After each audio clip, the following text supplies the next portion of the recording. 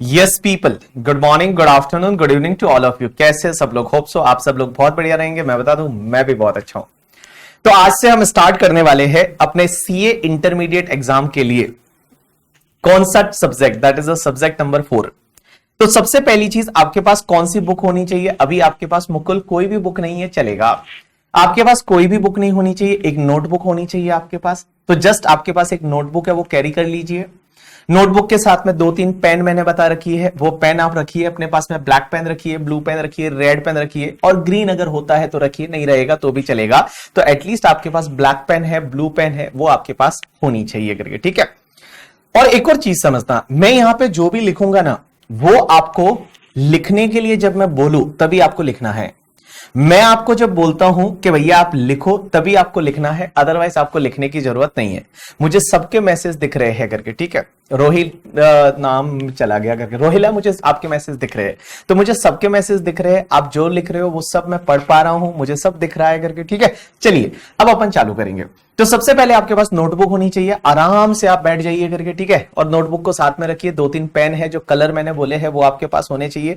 जब मैं आपको बोलूं लिखना है तभी आपको लिखना है, अदरवाइज आपको कुछ भी लिखने की जरूरत नहीं है। एक और चीज समझना, जो भी मैं यहां पे लिखूंगा उसका पीडीएफ आपको हर दिन मिलेगा। तो जिस दिन आपका लेक्चर जैसे ही कंप्लीट हो जाएगा, उसके बाद में आपको इवनिंग तक इसका पीडीएफ भी अपलोड हो जाएगा आपके ड्राइव पे। तो वो पीडीएफ से देख सकते हैं कि बीबी सर ने क्या लिखा था। जब आप रिवाइज करना चाहते हैं तब वो पीडीएफ से देख सकते हैं करके, ठीक है। चलिए तो हम चालू करते हैं यहां पे जो पेपर है, that is the paper number 4। और आपका जो पेपर नंबर 4 है, paper number 4 is related to the taxation. और ये टैक्सेशन 100 मार्क का पेपर है। अब आपको ये तो पता ही है 100 मार्क का पेपर है, इसमें 60 मार्क का डायरेक्ट टैक्स है, 40 मार्क्स का इनडायरेक्ट टैक्स है। लेकिन तो भी मैं आपको बता देता हूं, 2 मिनट दे दीजिए, 2 मिनट में मैं आपको बता देता हूं डीटी वाला पार्ट कौन सा है, आईडीटी वाला पार्ट कौन सा है, एग्जाम में पेपर कैसे आता है। उसके लिए स्टार्टिंग के मैं आपको 2-5 मिनट ले लेता हूं और उसमें आपको मैं समझा देता हूं। तो देखिए बेटा, जो आपका टैक्सेशन का पेपर है ना, इस टैक्सेशन के पेपर के 2 पार्ट है। 2 पार्ट सर, कौन कौन से 2 पार्ट है? तो टैक्सेशन का जो पेपर है उसमें आपके 2 पार्ट है। 2 पार्ट में सबसे पहला जो पार्ट है that is your income tax, जो हम पढ़ने वाले हैं। डायरेक्ट टैक्स बोलेंगे इसको। डायरेक्ट टैक्स किसको बोलते हैं अभी मैं बताऊंगा, जिसको हम बोलेंगे इनकम टैक्स। तो ये हम पढ़ने वाले हैं, और ये आपके एग्जाम में वेटेज रखने वाला है 60 मार्क्स का। 60 मार्क्स के क्वेश्चन है वो आपको यहां से कवर होने वाले हैं। और दूसरा जो पार्ट है दैट इज योर जीएसटी, और वो जीएसटी है वो आपका 40 मार्क्स का रहेगा। जीएसटी है वो 40 मार्क्स का रहेगा। हम इस बैच में ये वाला जो 60 मार्क्स का पेपर है वो कवर करने वाले हैं। सर एक बात बताइए, हमारे एग्जाम में जो पेपर आएगा, वो कितने मार्क्स का रहता है? तो ये जो टैक्सेशन पेपर आपका 100 मार्क्स का रहता है। लेकिन सर एक बात बताइए, 100 मार्क्स का जो पेपर रहता है वो 100 मार्क्स के पेपर में कुछ एमसीक्यूज वगैरह भी आते हैं क्या? एमसीक्यू वगैरह भी आते हैं या फिर पूरा ही डिस्क्रिप्टिव रहता है?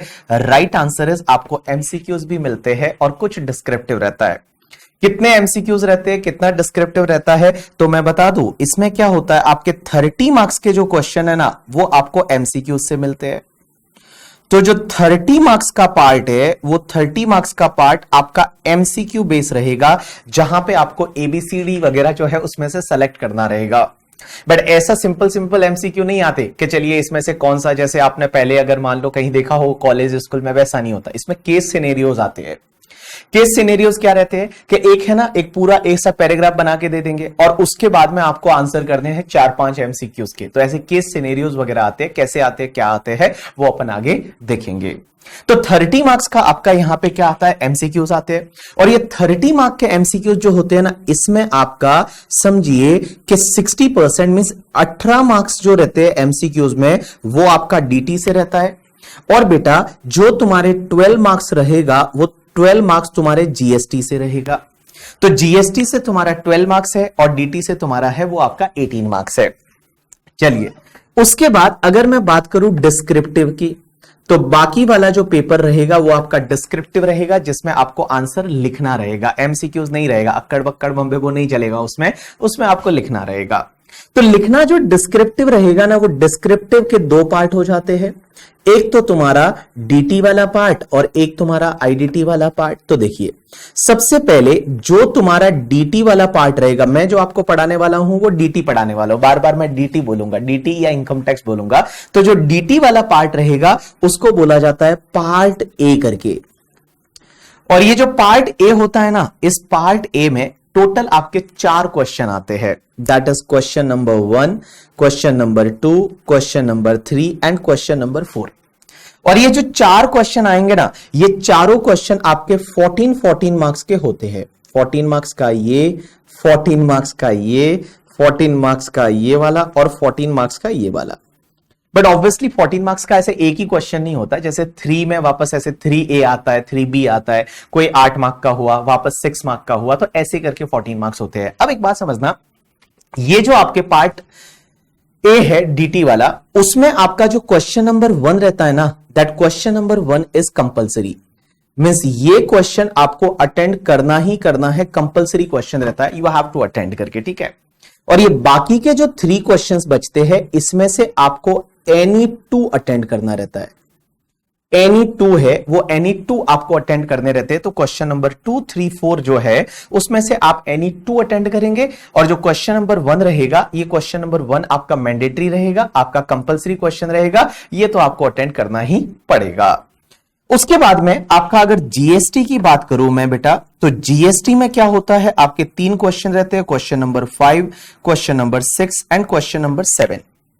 अब यहां पे जीएसटी जो रहता है, जीएसटी में क्वेश्चन नंबर 5 है, वो आपको कंपल्सरी रहेगा, वो आपको करना ही पड़ेगा। Question number 5 is mandatory. और क्वेश्चन नंबर 6 एंड 7 है, ये भी आपके 14 मार्क्स के क्वेश्चन रहते हैं। और ये जो 14 मार्क्स के क्वेश्चन है, इसमें से आपको एनी 1 अटेंड करना रहेगा। तो एनी 1 अटेंड वहां पे करना रहेगा। तो कैसे मार्क्स का आपका बाइफर्केशन हो जाएगा, देखिए, अगर मैं पहले वाले पार्ट की बात करूं तो 14 मार्क्स यहां से मिलेगा। और ये 3 क्वेश्चन जो है, इस 3 क्वेश्चन में से आप 2 कर रहे हैं, तो 28 हुआ। 28 प्लस 14 कितना हो गया, आपका 42 हो गया। तो यहां पे आपका 42 मार्क्स है, वो आपका डीटी का डिस्क्रिप्टिव हुआ। और मैं जीएसटी की बात करूं तो जीएसटी में पहला क्वेश्चन कंपलसरी है, दैट इज क्वेश्चन नंबर 5, और वो आपका कितने मार्क्स का हो गया, 14 मार्क्स का हो गया। और 2 क्वेश्चन में से आप एक क्वेश्चन कर रहे हैं करके, ठीक है, 2 क्वेश्चन में से आप एक क्वेश्चन कर रहे हैं, तो 14 मार्क्स वो हो गया। तो ये आपका 28 मार्क्स हो गया। तो ये आपका 28 मार्क्स और ये आपका 42 मार्क्स, टोटल मिला के जो है वो आपका कितना हुआ, टोटल मिला के जो है वो आपका कितना हो गया, 70 मार्क्स हो गया। तो 70 ये और 30 जो है वो आपके एमसीक्यूज वाला, ऐसा आपका ये 100 मार्क का पेपर है। जस्ट मैंने आपको ये बाइफर्केशन दिया। अब एक चीज समझना, सर हम जो पढ़ने वाले हैं आज से ये टैक्सेशन का पेपर, ये कौन से एग्जाम के लिए एप्लीकेबल है? मींस हम जो सीए का एग्जाम दे रहे हैं या सीएमए का एग्जाम दे रहे हैं, वो कौन से अटेम्प्ट में दे रहे हैं, उसके लिए ये एप्लीकेबल है। तो मैं बताऊं, जो भी मैं आपको सिखाने वाला हूं दैट इज एप्लीकेबल। अगर मैं सीए की बात करूं तो मई एंड नवंबर 2023 के लिए एप्लीकेबल है। तो सीए के लिए मई एंड नवंबर 2023 में आपका एग्जाम मई में है, मई 2023 में, या फिर नवंबर 2023 में आप एग्जाम दे रहे हैं, उसके लिए ये एप्लीकेबल है। अब एक और चीज समझना, ऐसा हो सकता है कि नवंबर वाले के लिए नया सिलेबस एप्लीकेबल हो जाए। देयर मे बी पॉसिबिलिटी कि नवंबर वाला जो एग्जाम रहेगा, नवंबर 2023, उसमें सीए इंस्टीट्यूट है, वो सिलेबस को चेंज कर सकती है। और सिलेबस में क्या चेंज होगा तो मैं बताऊं, जहां तक जो इनपुट्स मिल रहे हैं उसके हिसाब से मैं बताऊं, टैक्सेशन में कोई चेंज नहीं है। सिर्फ एक चेंज हो सकता है कि यहां पे जो ये 60 मार्क का पेपर है ना, there may be possibility that November में जाके ये 50 मार्क का हो जाए और जीएसटी को भी 50 मार्क का कर दिया जाए। मींस ये भी 50 मार्क का और वो भी 50 मार्क का, ऐसा हो सकता है इन द नवंबर एग्जाम। ऐसा इन फ्यूचर है, इन फ्यूचर ऐसा हो सकता है नवंबर 2023 एग्जाम के लिए कि ये 60 की जगह 50 हो जाए और ये आपका 40 की जगह 50 हो जाए। ऐसा हो सकता है, ऐसा जो है वो सुनने में आ रहा है। तो आप अगर मई में टारगेट कर रहे हैं, योर एग्जाम जो है वो, आपके एग्जाम जो है वो मई में है, तो भैया आपको कुछ भी देखने की जरूरत नहीं, आपका 60-40 ही रहेगा। बट नवंबर में ऐसा अगर हो सकता है कि नवंबर में ये दोनों 50-50 हो जाए। इसका रीजन ये है कि जो जीएसटी है ना, वो जीएसटी आपका 40 मार्क्स का जो है उसकी जगह 50 का हो सकता है, बिकॉज जीएसटी का भी कवरेज बढ़ रहा है। जीएसटी जो है वो जीएसटी का कवरेज बढ़ रहा है, धीरे धीरे धीरे आप देखोगे जीएसटी कितना सारा सुनने में आ रहा है करके, ठीक है। जीएसटी है वो कितना सारा सुनने में आ रहा है, तो इसके लिए हो सकता है जीएसटी भी 50 मार्क का हो जाए और ये 60 की जगह 50 हो जाए, तो थोड़ा बहुत फर्क हो सकता है। तो ये पेपर पैटर्न नवंबर 2023 के लिए चेंज हो सकता है। अगर चेंज होता है मैं आपको अपडेट करते रहूंगा कि कैसे हुआ क्या हुआ, बट अभी के लिए ये जो बैच है दैट इज एप्लीकेबल फॉर मे नवंबर 2023। अब मैं बात करूं अगर सीएमए के स्टूडेंट्स की, तो सीएमए वाले जितने भी स्टूडेंट है वो सीएमए वालों के लिए ये बैच जो एप्लीकेबल है that is June and December 2023 exam. तो जो सीएमए के प्यारे प्यारे बच्चे हैं उनके लिए ये बैच है वो जून एंड दिसंबर 2023 के लिए है, और आपके लिए जो आपका सिलेबस 2022 है उसके हिसाब से दोनों का सिलेबस सीए का और सीएमए का सेम है। सीए का सिलेबस और सीएमए का सिलेबस सेम है, कुछ हो सकता है थोड़ा एडिशनल वगैरह कहीं सीएमए में रहे, वो मैं आपको बता दूंगा, बट ये जो बैच है that is applicable for CA as well as CMA करके, ठीक है। चलिए अब अपन इसमें आगे बढ़ते हैं और अपन बात करते हैं, अभी जो मैंने आपको बताया ये सिर्फ ये बताया कि लाइक आपका कैसे रहता है पेपर वगैरह। अब अपन बात करते हैं, मुझे एक बात बताइए, जैसा कि आपको पता है हम पेपर पढ़ने वाले हैं टैक्सेशन, इनकम टैक्स पेपर पढ़ने वाले हैं। मुझे यह बताइए गवर्नमेंट टैक्स लेती क्यों है? गवर्नमेंट टैक्स सर कौन कौन से अमेंडमेंट्स होते हैं, क्या होते हैं करके, ठीक है। चलिए मैं आपको सब बता दूंगा, डोंट वरी, अभी तो चालू हुआ है करके, ठीक है। तो थोड़ा टाइम दे दीजिए। अभी आज का आज अगर आप मुझे पूछ लेंगे इनकम टैक्स में सर रेड क्यों होती है, इनकम टैक्स में ये कैसे होता है, इनकम टैक्स में सर किसी को पकड़ के ले जाते हैं क्या, इनकम टैक्स रेड होती है तो किसी को मारते हैं क्या, आज का आज तो मैं बता नहीं पाऊंगा करके, ठीक है। और बहुत सारी चीजें आप सीए फाइनल में पढ़ने वाले हैं, तो चलिए मैं आपको बताऊंगा। बट आप मुझे एक बात बताइए, गवर्नमेंट टैक्स क्यों लेती है? बताइए, why government charge the taxes? Government tax क्यों लेती है? What is the reason behind that? Government tax लेती है, फरहान बोल रहा है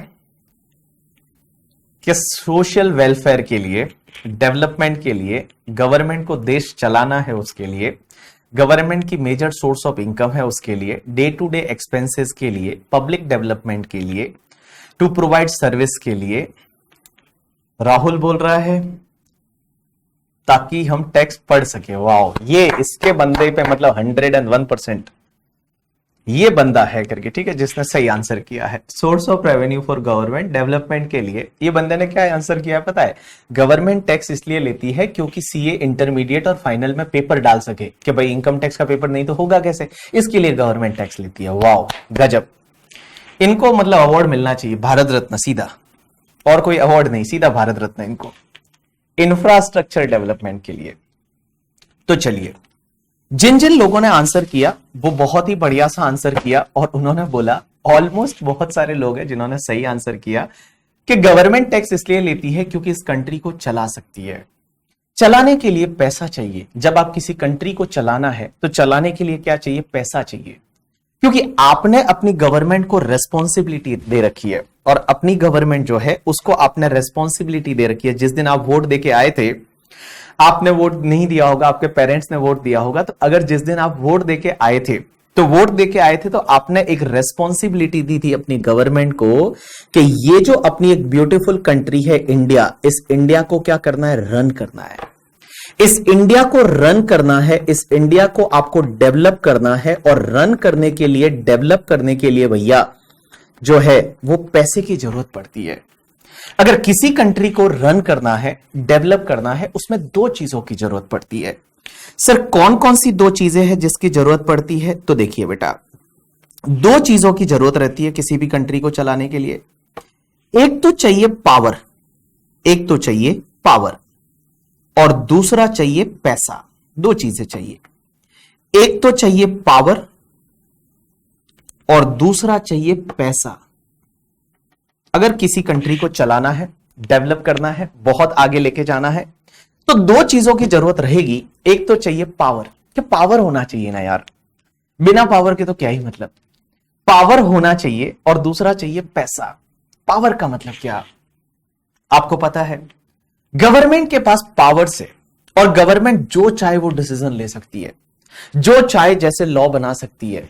एक दिन मोदी जी रात को आते हैं और बोलते हैं नोट बंद हो जाएंगे करके, ठीक है, ऐसा क्यों बोला? हो सकता है उनके पास ये पावर है बोलने की, उनके पास ये पावर है। और क्वेश्चन यहां पे ये आता है कि सर एक बात बताइए, पावर कहां दे रखी है गवर्नमेंट को? गवर्नमेंट को जितनी भी पावर्स है, अथॉरिटी है, वो कहां दे रखी है? तो मैं बता दूं, गवर्नमेंट को यह पावर दे रखी है कॉन्स्टिट्यूशन ऑफ इंडिया में। कॉन्स्टिट्यूशन ऑफ इंडिया जो है, वो कॉन्स्टिट्यूशन ऑफ इंडिया जो है, भारत का संविधान हम बोलते हैं उसको।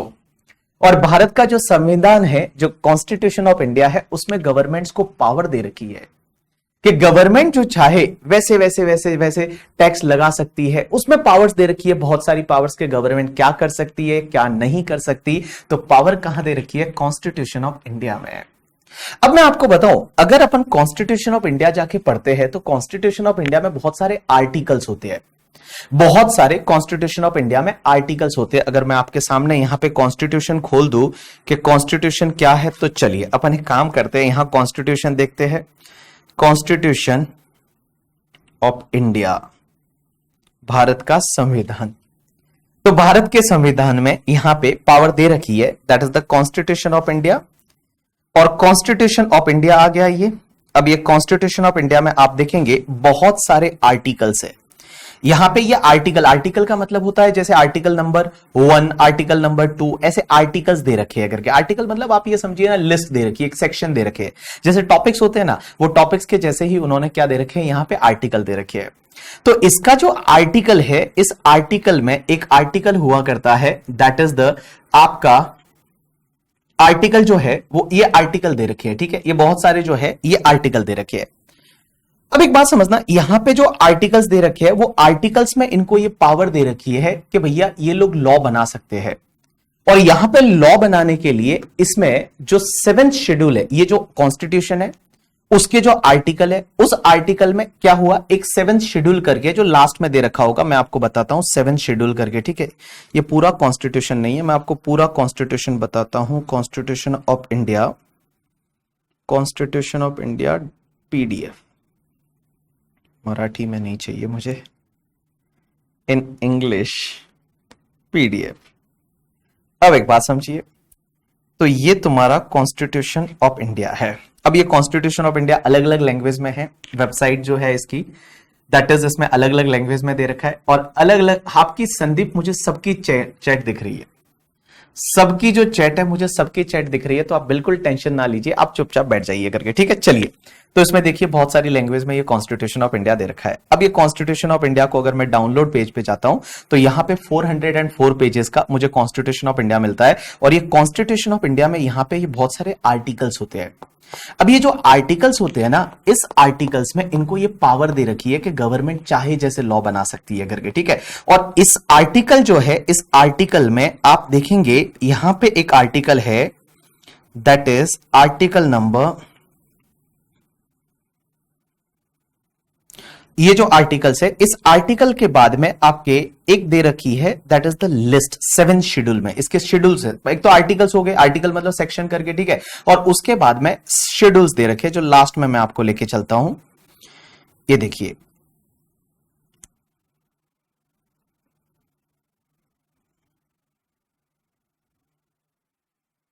ये रहा 2nd शेड्यूल, उसके बाद में तुम्हारा ये रहा 5th शेड्यूल कॉन्स्टिट्यूशन का, उसके बाद ये रहा 6th शेड्यूल, और 6th शेड्यूल के बाद में एक आता है आपका 7th शेड्यूल करके, ठीक है। अभी तो 6th ही चल रहा है, ये 6th शेड्यूल हो गया। 6th के बाद में अभी तक 6th ही चल रहा है, ये आपका आ गया 7th शेड्यूल, अभी भी 6th ही चल रहा है। ये रहा 7th शेड्यूल। अब देखिए, ये article number 7th schedule, article जो है वो कॉन्स्टिट्यूशन का 246 है। और 246 आर्टिकल में एक 7th शेड्यूल है। और वो 7th शेड्यूल क्या बोलता है पता है, कि कुछ कुछ मैटर्स ऐसे हैं जिसपे हमारी गवर्नमेंट है वो टैक्स ले सकती है, लॉ बना सकती है। अब आप बोलेंगे कौन कौन से मैटर, तो उसमें ना 3 लिस्ट दे रखी है। एक होती है तुम्हारा, that is the union list, union list का मतलब क्या होता है बताए? यूनियन लिस्ट का मतलब ये ऐसे मैटर है जिस पे लॉ बना सकती है वो हमारी सेंट्रल गवर्नमेंट बना सकती है। और सेंट्रल गवर्नमेंट में आपकी कौन सी गवर्नमेंट आती है आज की डेट में? आप देखेंगे तो मोदी सरकार। तो मोदी सरकार है उसको हम सेंट्रल गवर्नमेंट बोलेंगे। तो सेंट्रल गवर्नमेंट जो लॉ बना सकती है उनके पास जो पावर दे रखा है वो यूनियन लिस्ट में जितने मैटर है ना, ये यूनियन लिस्ट में जितने मैटर है उन सब मैटर्स पे हमारी सेंट्रल गवर्नमेंट लॉ बना सकती है। ये यूनियन लिस्ट कहां पे दे रखी है? अपने कॉन्स्टिट्यूशन के आर्टिकल नंबर 246 में 7 शेड्यूल है और 7 शेड्यूल में एक यूनियन लिस्ट दे रखी है और यूनियन लिस्ट में जितने मैटर है उन मैटर्स पे लॉ कौन बना सकती है? हमारी सेंट्रल गवर्नमेंट। हमारी सेंट्रल गवर्नमेंट है वो लॉ बना सकती है। तो आप अगर इसमें देखेंगे ना तो सबसे पहला defence of the India, defence पे लॉ कौन बना सकता है? हमारी सेंट्रल गवर्नमेंट बना सकती है। उसके बाद मिलिट्री है, फोर्सेस है करके नेवल से रिलेटेड लॉ है वो कौन बना सकती है? हमारी सेंट्रल गवर्नमेंट बना सकती है। हमारी जो सेंट्रल गवर्नमेंट है उसके पास ये पावर है। That is the union list. इसी यूनियन लिस्ट में आप जब जाके देखेंगे तो आपको एक एंट्री नंबर दिखेगी, that is the entry number 82। इधर देखिए, इधर देखिए, इधर देखिए, इधर देखिए, इधर देखिए सब लोग, एंट्री नंबर 82। और देखिए एंट्री नंबर 82 में क्या दे रखा है? Entry number 82। और एंट्री नंबर 82 में दे रखा है कि taxes on the income, income पे टैक्स ले सकते हैं but other than agriculture income. Agriculture income पे हमारी सेंट्रल गवर्नमेंट है वो लॉ नहीं बना सकती। सेंट्रल गवर्नमेंट है वो एग्रीकल्चर इनकम पे टैक्स नहीं ले सकती। एग्रीकल्चर इनकम जो है वो पूरी आपको पता है एग्जेम्प्ट हो जाती है। इंडिया में एग्रीकल्चर इनकम वो पूरी एग्जेम्प्ट है बिकॉज एग्रीकल्चर इनकम जो है उस पर सेंट्रल गवर्नमेंट टैक्स नहीं लगा सकती, क्योंकि ये एंट्री नंबर 82 अपना आर्टिकल जो 246 है उसका 7 शेड्यूल में यूनियन लिस्ट का एंट्री नंबर 82 क्या बोलता है? Taxes on the income other than the agriculture income. Agriculture income पे हमारी सेंट्रल गवर्नमेंट लॉ नहीं बना सकती। लेकिन आप मुझे पूछेंगे कि सर एक बात बताइए, एग्रीकल्चर इनकम पे क्या सेंट्रल गवर्नमेंट तो लॉ नहीं बना सकती, सेंट्रल गवर्नमेंट तो टैक्स नहीं ले सकती, बट क्या हमारी स्टेट गवर्नमेंट ले सकती है या नहीं? जैसे मैं महाराष्ट्र की बात करूं तो महाराष्ट्र जो है वो महाराष्ट्र में स्टेट गवर्नमेंट महाराष्ट्र की है। आप देखेंगे कि राजस्थान अशोक गहलोत की गवर्नमेंट है। महाराष्ट्र में देखेंगे तो हमारे यहां पे शिंदे साहब है, उनकी गवर्नमेंट है।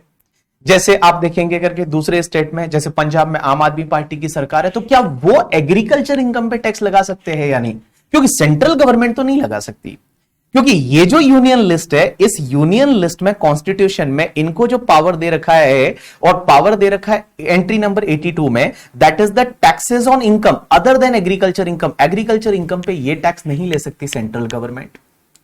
तो सर क्या स्टेट गवर्नमेंट ले सकती है? चलिए अपन देखते हैं। तो 7 शेड्यूल में यहां पे टोटल जो आप देखोगे बहुत सारे मैटर है। उसके बाद उसी 7 शेड्यूल में दूसरी लिस्ट दे रखी है, that is the state list.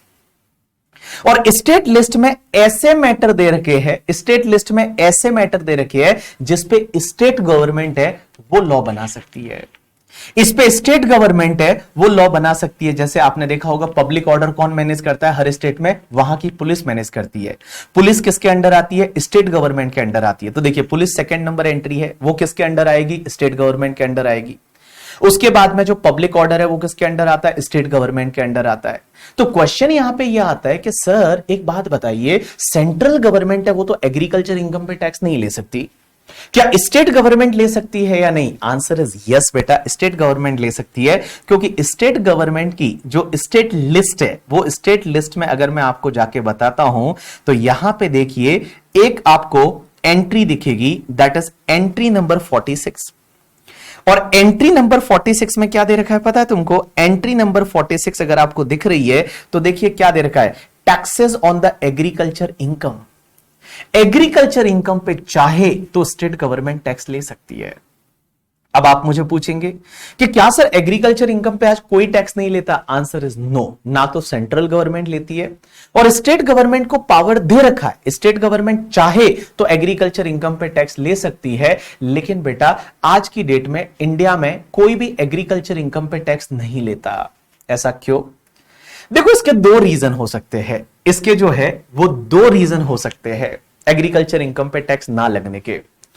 एक रीजन तो यह है कि एग्रीकल्चर इनकम में इंडिया का जो मेजर जो किसान लोग हैं उनकी ऑब्वियसली इनकम इतनी ज्यादा होती नहीं है and we want to promote that, इसलिए एग्रीकल्चर इनकम पे टैक्स नहीं लग रहा है।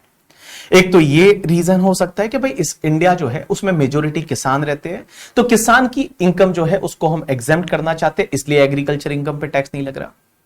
दूसरा रीजन जो है वो ये हो सकता है, दूसरा रीजन ये हो सकता है कि बहुत सारे पॉलिटिशियन का major source of income agriculture है। आप देखेंगे बहुत सारे पॉलिटिशियन ऐसे हैं, बहुत सारे बड़े बड़े लोग हैं वो ऐसे हैं जिनका major source of income agriculture है और वो चाहते ही नहीं एग्रीकल्चर इनकम पे टैक्स लगे। कहीं ना कहीं वोट बैंक भी इन्वॉल्व है, कहीं ना कहीं ऐसी चीजें इन्वॉल्व है करके, ठीक है, जहां पे उनका भी मेजर सोर्स ऑफ इनकम क्या है, वो एग्रीकल्चर का है, तो इसके लिए ये चाहते हैं एग्रीकल्चर इनकम पे टैक्स ना लगे। लेकिन व्हाट इज माय टेक, अगर आप मेरे से पूछेंगे कि क्या एग्रीकल्चर इनकम पे टैक्स लगना चाहिए या नहीं लगना चाहिए, मैं बता दूं आपको, एग्रीकल्चर इनकम पे जो टैक्स है ना, वो मेरा मानना ये है, ये मेरी पर्सनल एडवाइस है, हो सकता है आप उससे अलग राय रखते हो, क्योंकि इंडिया में हर किसी को, इंडिया का पूरे वर्ल्ड में हर किसी को अपनी अलग राय रखने का अधिकार है।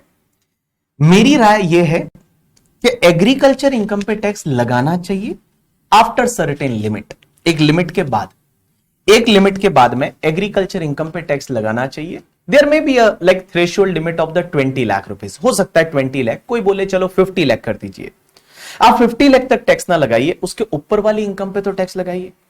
बिकॉज एक सैलरी एम्प्लॉय है, अगर कोई बंदा है कहीं पे जॉब करता है, वो जो जॉब करता है वो 5 लाख रुपया कमाता है तो भी वो टैक्स भरता है, 5 लाख से अगर 1 रुपया भी ज्यादा कमाता है तो वो टैक्स भरता है। और आप देखेंगे बहुत सारे लोग ऐसे हैं, बहुत सारी कंपनीज ऐसी है जो एग्रीकल्चर इनकम अर्न करती है, करोड़ों रुपए कमाती है and they are not paying the tax at all, वो अपना टैक्स है वो टैक्स पे नहीं कर रहे हैं करके, ठीक है। तो ये कहीं ना कहीं आप देखोगे कि बहुत सारे स्टेट्स ऐसे हैं जहां पे किसान बहुत ज्यादा संपन्न है, किसान संपन्न मतलब बहुत ज्यादा सेटल किसान है वहां का।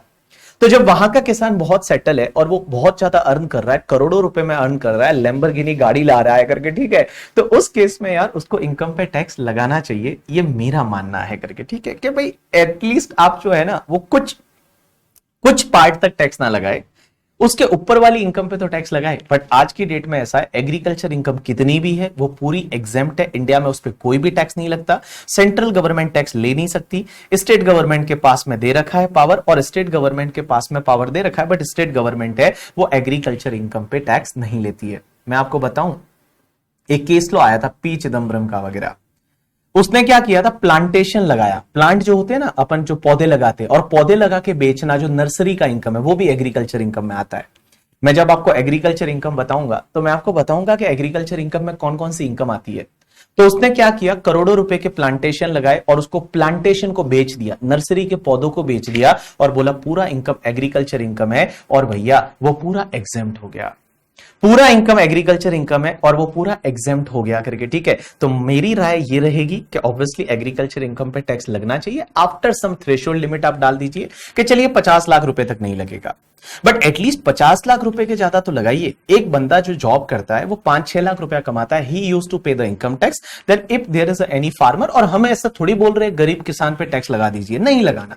अगर उसकी इनकम 50 लाख रुपए साल तक है, पूरा एग्जेम्प्ट कर दीजिए, कोई दिक्कत नहीं, उसके ऊपर वाली इनकम है एटलीस्ट उस पर तो आपको टैक्स लगाना चाहिए। बट आज की डेट में आप करोड़ों रुपए कमाइए एग्रीकल्चर इनकम से, इंडिया में कोई भी टैक्स नहीं लगता है। तो देखिए अपन वापस वहां पे चलेंगे, तो कॉन्स्टिट्यूशन ऑफ इंडिया का जो भी आर्टिकल नंबर 246 है, और आर्टिकल नंबर 246 में 3 लिस्ट दे रखी है। एक लिस्ट है जिसको बोला जाता है यूनियन लिस्ट, दूसरी लिस्ट है जिसको स्टेट लिस्ट बोला जाता है, और एक तीसरी लिस्ट है जिसको बोला जाता है कॉन्करेंट लिस्ट। ये देखिए तुम्हारी स्टेट लिस्ट यहां पे कंप्लीट हो जाती है, और स्टेट लिस्ट के बाद में आपकी कॉन्करेंट लिस्ट आती है। कॉन्करेंट लिस्ट वो वाली लिस्ट है जिसमें law state government central government दोनों बना सकते हैं। जो स्टेट गवर्नमेंट है और सेंट्रल गवर्नमेंट है वो दोनों लॉ बना सकते हैं, that is called your concurrent list. ये तुम्हारी जो है वो तुम्हारी कॉन्करेंट लिस्ट है। तो आप देखेंगे ये तुम्हारी जो बड़ी सी है वो कॉन्करेंट लिस्ट है, और कॉन्करेंट लिस्ट में ऐसे मैटर दे रखे हैं जिसपे लॉ आपकी स्टेट गवर्नमेंट भी बना सकती है, उसके साथ साथ में आपकी जो सेंट्रल गवर्नमेंट है वो भी लॉ बना सकती है। तो ये आपकी 3 लिस्ट दे रखी है करके, ठीक है।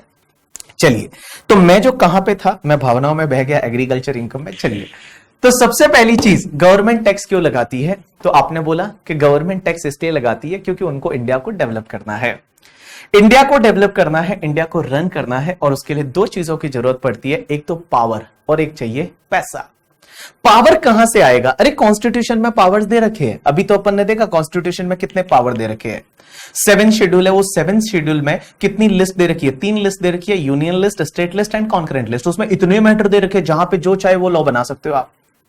तो वो पावर को यूज करते हुए एक बात बताऊं, 2 लिस्ट अपन यहां पे मैं बता रहा हूं। सबसे पहले जो यूनियन लिस्ट है, कुछ भी लिखने की जरूरत नहीं है आपको, जो आपका कॉन्स्टिट्यूशन ऑफ इंडिया है उसके आर्टिकल 246 का जो 7 शेड्यूल है, वो 7 शेड्यूल के हिसाब से जो यूनियन लिस्ट है करके, ठीक है, यूनियन लिस्ट है, वो यूनियन लिस्ट का एक एंट्री नंबर है, दैट इज एंट्री नंबर 82।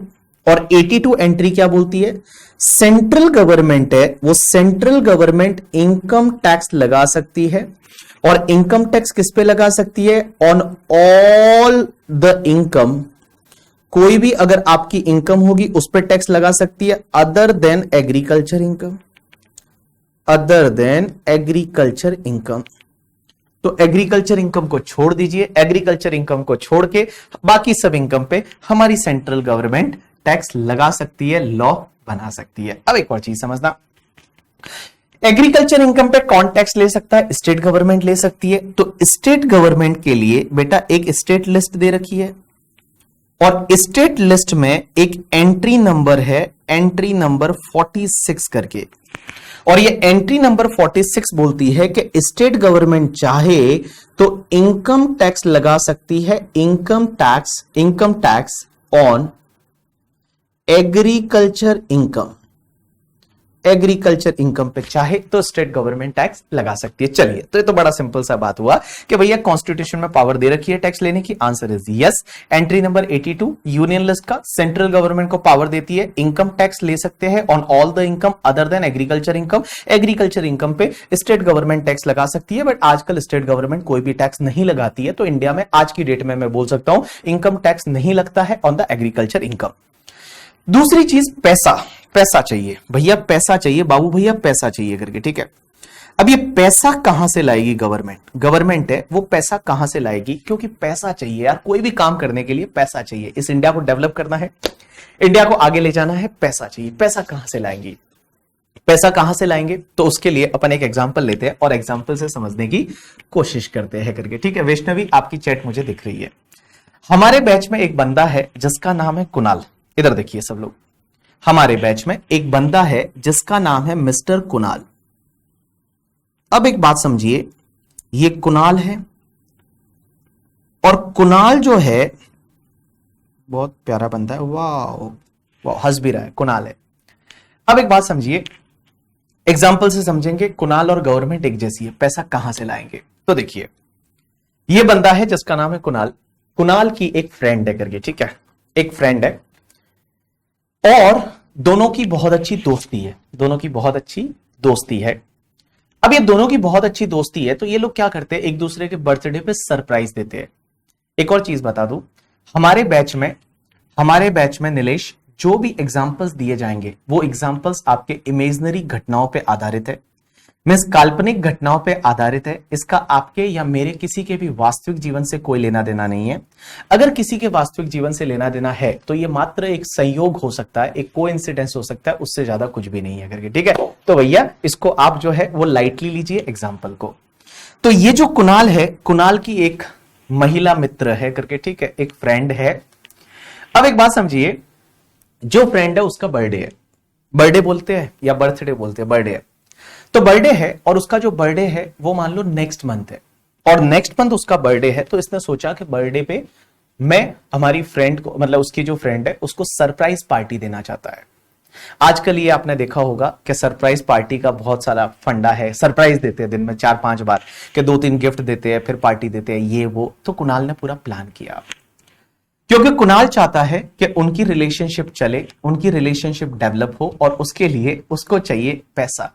अब देखो, जब भी अपना कॉमर्स का स्टूडेंट अपनी किसी फ्रेंड को, महिला मित्र को अगर बर्थडे पे पार्टी देना चाहता है तो वो सबसे पहले बजट बनाता है।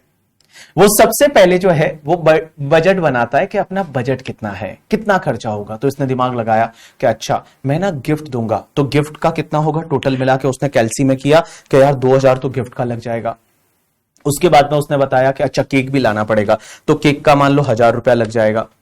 उसके बाद उसने एक और के भाई खर्चा, ट्रेवलिंग का खर्चा, घूमने भी जाएंगे, बहुत सारा उसने प्लान किया। और उसके बाद में पता चला कि भैया यहां पे 4000 रुपीज का खर्चा आने वाला है, 4000 रुपीज का खर्चा आने वाला है।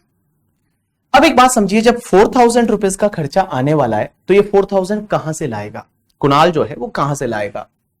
तो मान लीजिए कुणाल जो है उसने अपना इंटरमीडिएट क्लियर कर लिया और वो आर्टिकलशिप करता है। तो किसी सीए फर्म में आर्टिकलशिप कर रहा है, तो सबसे पहले वो क्या करेगा पता है? वो सबसे पहले पैसे का जुगाड़ कहां से करेगा? पैसे का जुगाड़ अपनी आर्टिकलशिप के स्टाइपेंड से करेगा। तो उसको जो आर्टिकलशिप से स्टाइपेंड जो मिलता है, वो स्टाइपेंड मान लो उसका 2000 रुपीज है, तो 2000 रुपीज तो उसका खुद का स्टाइपेंड उसके मिल जाएगा। उसको जो खुद का सैलरी बोल सकता हूं मैं, सैलरी या स्टाइपेंड है, उससे उसको 2000 रुपीज मिल जाएगा। लेकिन अभी और पैसा चाहिए। अगर वो चाहता है अपनी रिलेशनशिप को डेवलप करना, रन करना, तो उसके लिए और पैसा चाहिए। 2000 तो आर्टिकलशिप के स्टाइपेंड से मिल गया, खुद की सैलरी से मिल गया, खुद के काम से मिल गया, खुद का बिजनेस है, प्रोफेशन है, उससे मिल गया। What about other 2000? तो अदर 2000 के लिए वो क्या करेगा? सबसे बड़ी चीज है, वो जाएगा अपने पेरेंट्स के पास में, अपने पेरेंट्स के पास में जाके, और पेरेंट्स के पास में जाके मांगेगा मम्मी के पास में कि मम्मी मुझे पैसा चाहिए। अब एक बात बताओ, हमारी इंडियन मॉम को पैसा मांगने की जरूरत नहीं है। आप जस्ट खाना खाना छोड़ दीजिए 1-2 दिन के लिए, या फिर आप जो है वो खाना खाना छोड़ दीजिए, या फिर आप जो है वो मम्मी से बात करना छोड़ दीजिए। मम्मी को पता चल जाएगा कि आपको पैसे की जरूरत है, और मम्मी खुद ही बोल देती है कि बोलो भैया कितना पैसा चाहिए। अब यहां पे कुणाल मम्मी को जाके ऐसा बोल देना कि 2000 चाहिए, तो मम्मी को हार्ट अटैक आ सकता है। अपने इंडियन मॉम ऐसी होती है, उनको हार्ट अटैक आ सकता है, बोलेगी 2000 रुपया, बोला ऐसा 2000 क्या करना है करके, ठीक है। ऐसा नहीं बोल सकता ना कि महिला मित्र का बर्थडे है। तो यहां पे वो क्या बोलता है पता है कि मम्मी एक्चुअली मेरे फ्रेंड का एक बर्थडे है, और बर्थडे में हम चाहते हैं उसको कुछ पार्टी वार्टी दे। तो मम्मी बोलती है भैया बर्थडे तो जो होता है तो पार्टी वो देता है जिसका बर्थडे होता है, तुम ऐसा उल्टा कैसे? तो मम्मी हमारे केस में उल्टा होता है। मम्मी को बड़ा कन्विंस किया, और मम्मी ने मुश्किल से कितना पैसा दिया पता है? 1200 रुपए दे दिए। अब 1200 रुपए मम्मी ने दिए। अब 1200 रुपए मम्मी ने दिए, उसके बाद भी पैसे की जरूरत है, उसके बाद भी जो है वो पैसे की जरूरत है। पैसे की कितनी जरूरत है? 4000 में से 2000 इधर से आगे, 1200 इधर से आगे, टोटल 3200 हो गए। अभी 800 और चाहिए। 800 कहां से ले कशिश? तो 800 है वो गया अपने फ्रेंड के पास में, और अपने फ्रेंड को जाके बोलता है कि देख भाई, अपने जो फ्रेंड को जाके क्या बोलता है कि भाई देखना भाभी का बर्थडे है करके, ठीक है। तो भाभी का बर्थडे है तो मुझे उसके लिए पैसे चाहिए। तो फ्रेंड से 800 रुपए क्या लेता है? लोन लेता है, और अल्टीमेटली ऐसे इसकी जो नीड है वो 4000 की कंप्लीट करता है। मैं बता दूं, अपनी गवर्नमेंट भी सेम कुणाल के जैसे के जैसे है। गवर्नमेंट पैसा कहां से लाती है? गवर्नमेंट को इस कंट्री को चलाने के लिए, इंडिया को रन करने के लिए, डेवलप करने के लिए पैसे की जरूरत है। वो गवर्नमेंट पैसा कहां से लाएगी? तो देखिए गवर्नमेंट के सोर्सेस क्या क्या है पैसा कमाने के, कहां से पैसा गवर्नमेंट लाती है। तो सबसे पहले जो है वो गवर्नमेंट क्या करती है? अपने बिजनेसेस करती है। गवर्नमेंट है वो गवर्नमेंट अपने बिजनेस करती है, और सबसे पहले वो पैसे का जुगाड़ करते हैं खुद के बिजनेस से। आप मुझे बोलेंगे क्या सर गवर्नमेंट भी बिजनेस करती है? आंसर इज यस, बिल्कुल गवर्नमेंट बिजनेस करती है। आपने देखा होगा गवर्नमेंट है वो बिजनेस करती है, उससे पैसा कमाती है। एग्जाम्पल के लिए मैं बता दूं, जैसे रेलवे है, रेलवे जो है वो रेलवे गवर्नमेंट के अंडर आता है, तो रेलवे से गवर्नमेंट पैसा कमाती है। उसके साथ साथ में आपने देखा होगा गवर्नमेंट जो है वो बहुत सारी कंपनी में अपना हिस्सेदारी रखती है। एग्जाम्पल के लिए आपने सुना होगा एलआईसी, एलआईसी में गवर्नमेंट का मेजर स्टेक है। उसके साथ में आपने देखा होगा SBI, state bank of India, उसमें गवर्नमेंट का मेजर स्टेक है। आपने सुना होगा BPCL, Bharat petroleum corporation limited, BPCL है उसमें हिस्सा है। आप देखेंगे IOCL, Indian oil corporation limited, ये जितनी भी कंपनीज है उसमें गवर्नमेंट का स्टेक है, मेजर स्टेक है। तो गवर्नमेंट वहां से पैसा कमाती है। किसी ने बोला MTNL है, किसी ने बोला इलेक्ट्रिसिटी है, किसी ने बोला यस यहां से गवर्नमेंट है वो पैसा जुटाती है, पैसा कमाती है। ONGC है, यस बहुत सारी कंपनियां ऐसी है जिसमें गवर्नमेंट का मेजर शेयर होल्डिंग है और वहां से गवर्नमेंट पैसा कमाती है। लेकिन एक बात समझिए, गवर्नमेंट की जितनी नीड है उतना पैसा इनके बिजनेसेस से नहीं मिलता, तो फिर गवर्नमेंट क्या करती है, अपने पेरेंट्स से जाके पैसा मांगती है। और एक बात बताइए, यहां पेरेंट्स कौन है? आप लोग हैं गवर्नमेंट के पेरेंट्स। गवर्नमेंट के पेरेंट्स जो है वो आप लोग हैं, क्योंकि आप ही ने तो गवर्नमेंट को बनाया है। और जब आपने बनाया है, आपने वोट दिया था, वोट डाल के और सेल्फी डाली थी कि भैया हमने इनको वोट दिया, इनको बोला है इस कंट्री को चलाइए, तो आप उनके क्या है, पेरेंट्स है। और जब आप पेरेंट्स है तो आपसे वो पैसा लेंगे, और आपसे कौन से फॉर्म में पैसा लेते हैं पता है? In the form of the taxes.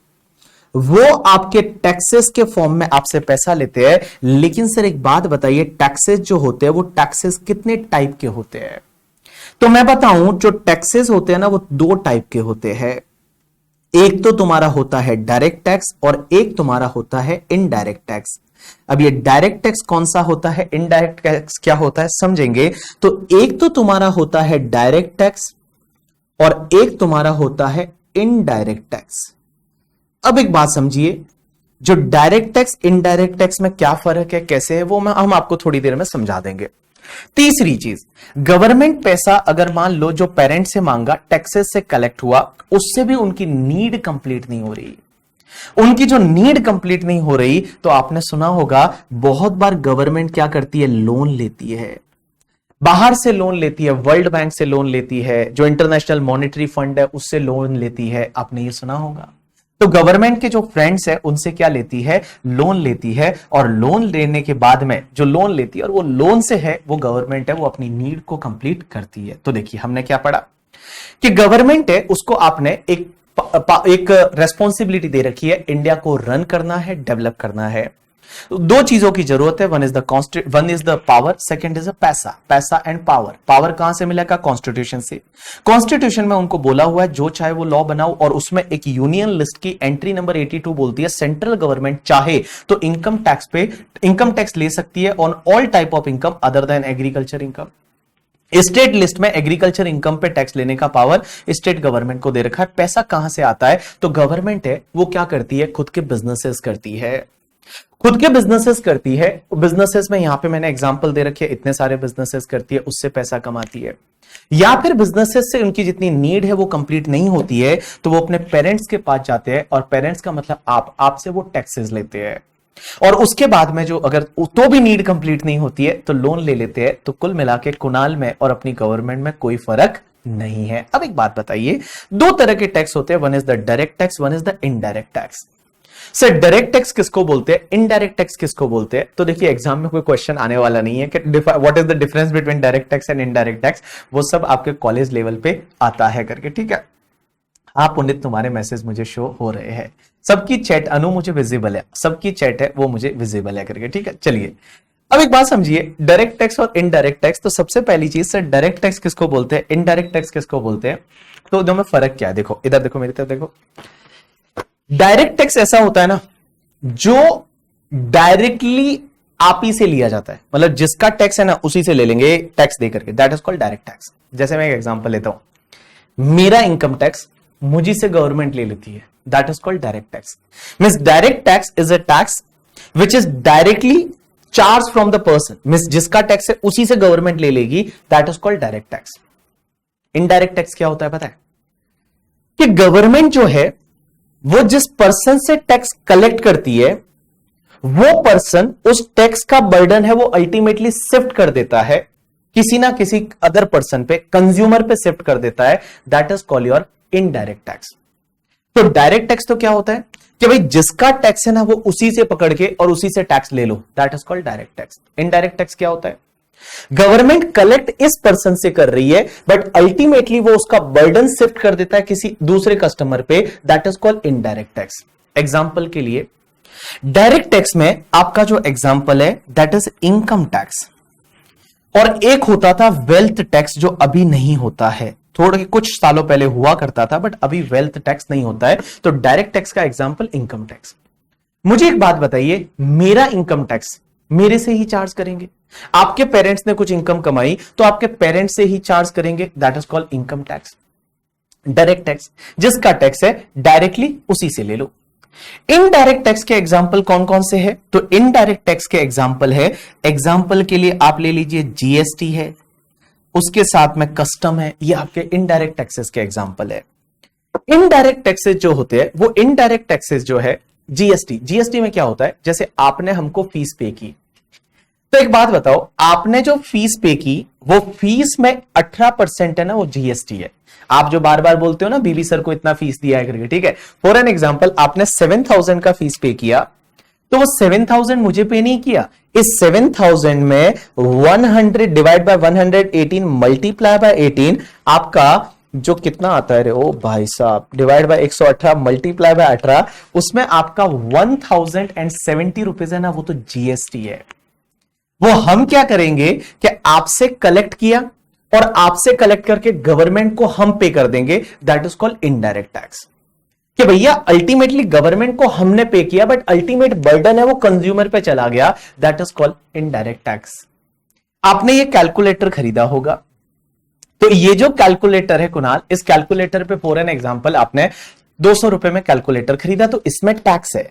वो टैक्स आपने किसको दिया? रीसेलर को दिया, सेलर को दिया, उसने गवर्नमेंट को जमा करा दिया, that is called indirect tax. Means indirectly collect होता है, दैट इज इनडायरेक्ट टैक्स। और डायरेक्ट टैक्स मतलब जिसका है ना उसी का गला पकड़ के उससे कलेक्ट कर लो, that is direct tax.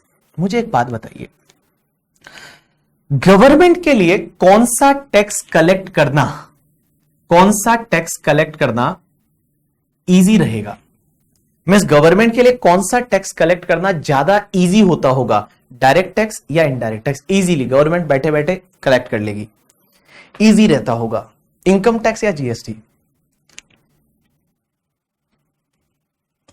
Government के लिए कौन सा टैक्स कलेक्ट करना इजी रहता होगा, डायरेक्ट टैक्स या इनडायरेक्ट टैक्स? इजी मतलब आराम से गवर्नमेंट बैठे बैठे मस्ती मस्ती में कलेक्ट कर लेती है, मतलब थोड़ा बहुत एफर्ट लगाना पड़ता है, बट इजी कौन सा रहता होगा? किसी ने बोला डायरेक्ट टैक्स, किसी ने बोला इनडायरेक्ट टैक्स। इजी, आराम से कलेक्ट हो जाता है, मतलब ज्यादा एफर्ट लगाने की जरूरत नहीं है। गवर्नमेंट के लिए इजी टैक्स कलेक्ट करना जो है ना, वो आपका इनडायरेक्ट टैक्स है। ऐसा क्यों? क्योंकि इनडायरेक्ट टैक्स ऐसी चीज है ना जिसमें जो कस्टमर पे कर रहा है टैक्स, मींस जो पर्सन टैक्स पे कर रहा है गवर्नमेंट को, उसको पता ही नहीं चलता है बहुत बार कि वो टैक्स पे कर रहा है। मींस यहां पे जो डायरेक्ट है ना, वो डायरेक्ट दिल में दर्द नहीं होता है। आप एक बात बताओ, कल आपने 100 रुपीज का रिचार्ज कराया, आपको पता है उस 100 रुपीज के रिचार्ज में आपने टैक्स भी भरा है? आपको पता है आपने 100 रुपीज के रिचार्ज में टैक्स भरा है? आंसर इज यस, उसमें आपने टैक्स भरा है, लेकिन आपको पता ही नहीं रहता। तो गवर्नमेंट के लिए ये ज्यादा इजी रहता है कलेक्ट करना, कि इजीली कलेक्ट कर लेते हैं, क्योंकि अल्टीमेट जो कंज्यूमर है, अल्टीमेट जो सर्विस या जो गुड्स को यूटिलाइज कर रहा है वो पे कर रहा है, तो आगे वाला जो बंदा है उसको तो क्या करना है? कलेक्ट करके गवर्नमेंट को पे करना है। तो गवर्नमेंट के लिए ये इजी है करके, ठीक है, कलेक्ट करना। तो इसके लिए indirect tax is more easy as compare to direct tax. Direct tax क्या होता है ना, पता है? सीधा दिल पे दर्द होता है, जो है यहां दिल पे दर्द होता है। आप सोचिए, मैं बताऊं, इनकम टैक्स जो है वो इनकम टैक्स में आपका टैक्स कितना लगता है, आगे जाके मैं आपको बताऊंगा कि इनकम टैक्स है वो अप्रोक्स 30% लगता है। 30%। आप 100 रुपया कमाइए, उस 100 रुपए में से 30 रुपीज है वो आप गवर्नमेंट को पे करिए, 30 रुपीज है वो गवर्नमेंट को पे करिए। और एक बात बताऊं, आगे जाके मैं आपको बताऊंगा, आपकी इनकम अगर 5 करोड़ से ज्यादा है तो आप 100 रुपीज में से 43 रुपीज गवर्नमेंट को पे करिए, 43 रुपीज गवर्नमेंट को पे करिए। ऐसा मैं बताऊंगा कि 43% टैक्स है, और जब 43% टैक्स है ना, तो यहां पे दिल में दर्द होता है। आप एक बार इमेजिन करके सोचिए कि आपने बहुत हार्डवर्क किया, बहुत मेहनत कर रहे हैं, और बहुत मेहनत करने के बाद में आपने पैसा कमाया, और पैसा कमाने के बाद में 43% अगर मोदी जी को देना पड़ जाए, जब 43% जतिन है वो मोदी जी को देना पड़ जाए, तो यहां पे दिल में दर्द होगा कि नहीं होगा? होगा ना। तो यहां पे टैक्स चोरी के ज्यादा केसेस आपको मिलेंगे, डायरेक्ट टैक्स में टैक्स चोरी के ज्यादा केसेस मिलेंगे। यहां पे गवर्नमेंट के लिए डिफिकल्टी बनती है, बिकॉज लोगों को दिल में हर्ट होता है। यहां पे सीधा दिल में दर्द होता है। आप सोचिए, इमेजिन करके सोचिए कि 100 रुपए कमाया, उसमें से 43% मोदी जी को देना है, तो यहां पे भैया बहुत ज्यादा दर्द होगा ना। तो ये थोड़ा डिफिकल्ट है कलेक्ट करना as compare to the GST, because GST का अल्टीमेट बर्डन है वो कंज्यूमर पे जाता है।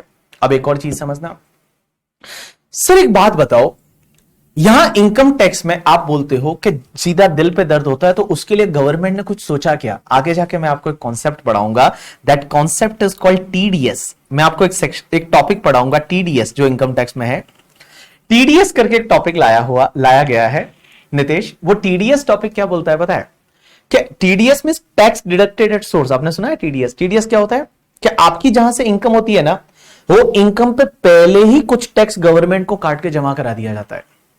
पहले ही आपका कुछ टैक्स गवर्नमेंट को चला जाता है, उस पहले ही आपका टैक्स गवर्नमेंट को चला जाता है। That concept is called TDS. एक एग्जांपल लेता हूं, मैं मेरे एम्प्लॉय को सैलरी पे करता हूं, तो सैलरी पे करते टाइम मैं क्या करता हूं पता है? उसमें से कुछ पार्ट पहले ही काट के और गवर्नमेंट को जमा करा देता हूं, income tax. That is called TDS. आपको पता है ये टीडीएस क्यों लाया?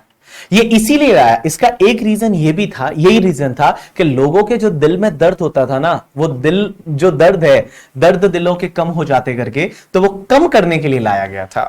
कम करने के लिए क्यों लाया गया पता है? जैसे आपको डिविडेंड मिलता है, तो डिविडेंड में क्या होता है पता है? जैसे आपको डिविडेंड मिलेगा तो उसमें 10% गवर्नमेंट को पहले ही वो कंपनी टैक्स भर देगी, आपके बिहाफ पे 10% गवर्नमेंट को पहले ही टैक्स भर देगी करके, ठीक है? That is called your TDS.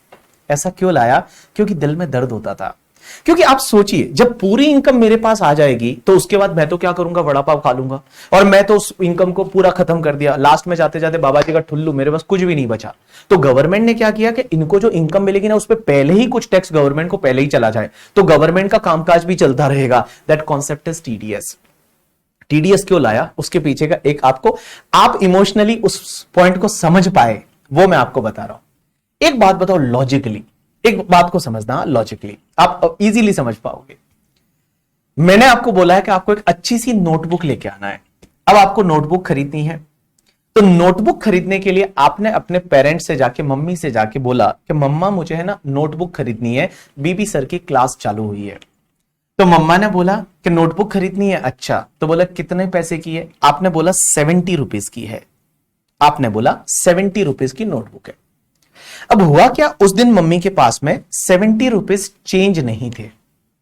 Mummy ने आपको 100 रुपए का नोट दे दिया कि ले बाबू 100 रुपए ले जा, 2 दिन बाद जब नोटबुक खरीद लेगा तो 30 रुपए मुझे वापस कर देना, ऐसा मम्मी ने बोला भी था।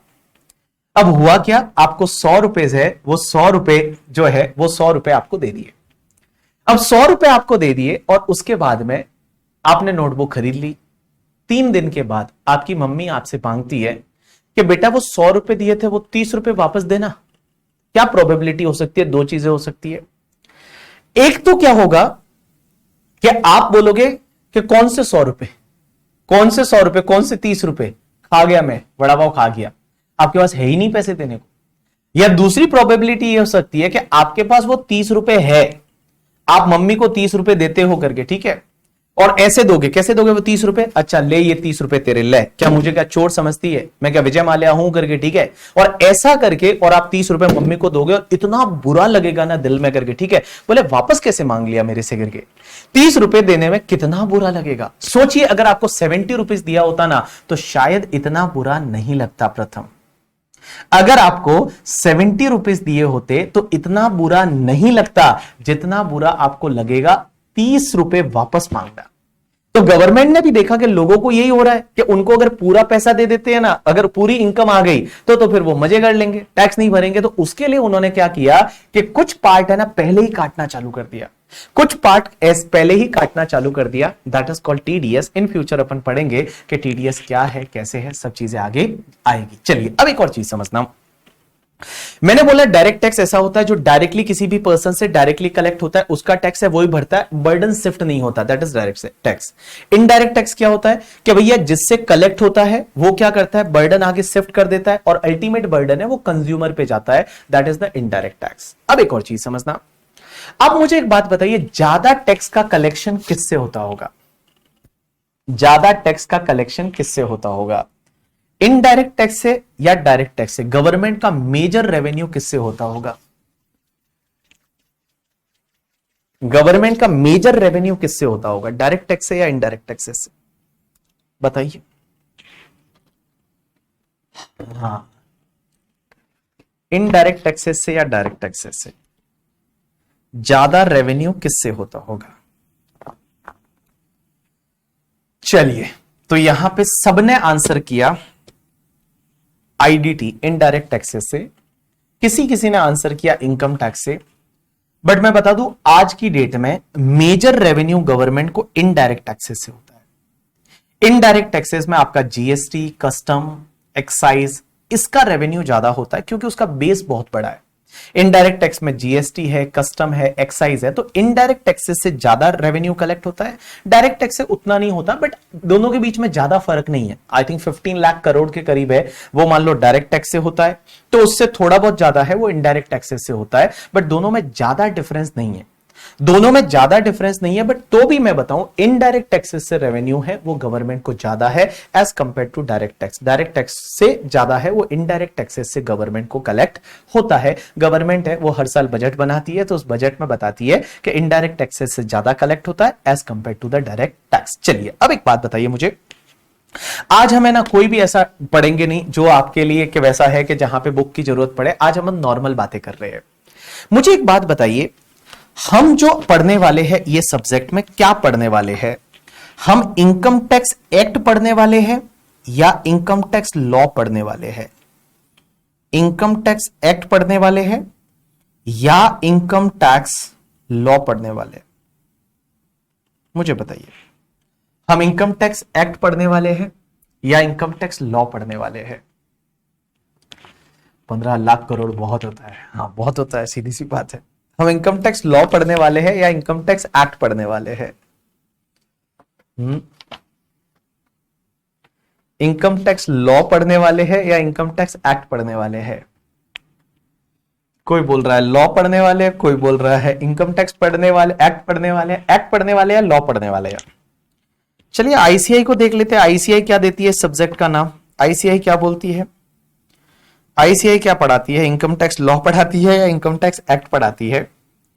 तो अगर मैं बोर्ड ऑफ स्टडी पे जाता हूं, टैक्सेशन का आपका पेपर स्टडी मटेरियल मई 2023 के लिए, तो मई 2023 के लिए जो स्टडी मटेरियल है उसमें देखिए सब्जेक्ट का नाम है इनकम टैक्स लॉ। सब्जेक्ट का नाम है income tax law. Income tax law पढ़ने वाले इनिशियल पेजेस आप अपने आईसीआई स्टडी मटेरियल के देखोगे तो टैक्सेशन पेपर है इंटरमीडिएट कोर्स का, रिलेवेंट फॉर द मई 2023। यहां पे लिखा हुआ है income tax law, section A है वो इनकम टैक्स लॉ है। तो मुझे एक बात बताइए, यहां तो बोला हुआ है हम लॉ पढ़ने वाले, आप बोल रहे हो हम एक्ट पढ़ने वाले हैं करके, ठीक है? तो मुझे बताइए यहां पे जो ये आपका पेपर है टैक्सेशन का पेपर, इनकम टैक्स लॉ, हर जगह लिखा हुआ इनकम टैक्स लॉ, हर जगह यहां लिखा हुआ इनकम टैक्स लॉ, हर जगह जो है वो तो लॉ पढ़ने वाले हैं। आप बोल रहे हो इनकम टैक्स एक्ट पढ़ने वाले। तो मुझे बताइए लॉ और एक्ट में क्या फर्क है? What is the difference between law and act? क्या सर ये लॉ है और ये एक्ट है? इनकम टैक्स लॉ पढ़ने वाले, क्योंकि पेपर का नाम तो लॉ है, इनकम टैक्स लॉ, हर जगह लॉ लिखा हुआ है। डिफरेंस क्या है इनकम टैक्स एक्ट में और इनकम टैक्स लॉ में? क्योंकि ये तो क्लियर हो गया कि हम लॉ पढ़ने वाले हैं, क्योंकि सब्जेक्ट का नाम इनकम टैक्स लॉ है।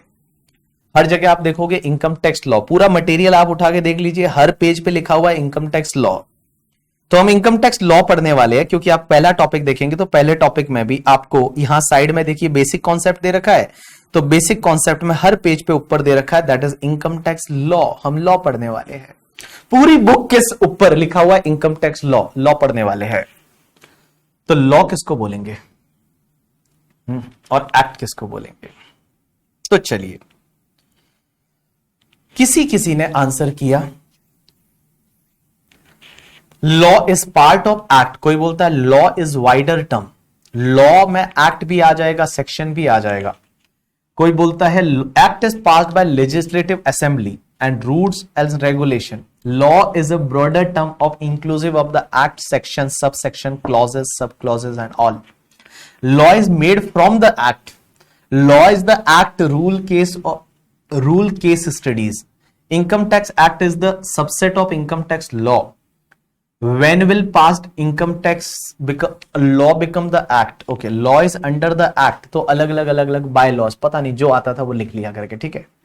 क्या होता है ना, जब अपने को कुछ नहीं आता तो या बोल देने का, तो वैसी वाली बात है कि जब कुछ नहीं आ रहा तो कुछ भी बोल दो करके, ठीक है। क्या ही फर्क पड़ता है, अपने हाथ में कीबोर्ड है, टाइप ही तो करना है, तो कुछ भी लिख लो। तो चलिए मैं बताऊं अपन लोग क्या पढ़ने वाले, इनकम टैक्स लॉ, ये बात तो क्लियर है, लॉ पढ़ने वाले हैं। अब एक बात समझिए, सर आप बोलोगे लॉ किसको बोलेंगे और एक्ट किसको बोलेंगे, क्योंकि हम तो सोच रहे थे हम इनकम टैक्स एक्ट पढ़ने वाले हैं, आज बताया लॉ पढ़ने वाले हैं। तो देखो लॉ और एक्ट में फर्क है। फर्क यह है, जब मैं लॉ की बात कर रहा हूं, ये इनकम टैक्स लॉ है, ये जो है ये आपका लॉ है। इस लॉ के अंदर ही जो है वो आपके एक्ट आता है, एक्ट है वो लॉ के अंदर आता है। उसके बाद में जो रूल्स है वो रूल्स यहां पे आते हैं। उसके बाद में जो नोटिफिकेशन है वो नोटिफिकेशन इसके अंदर आते हैं। जो सर्क्यूलर है वो सर्क्यूलर इसके अंदर आते हैं। एज वेल एज द जो केस लॉज वगैरह होते हैं वो इसके अंदर आते हैं। इसका जब आप पूरा कंबाइंड स्टडी करते हैं ना, तब जाके आप बोलते हैं कि आप लॉ पढ़ने वाले हैं।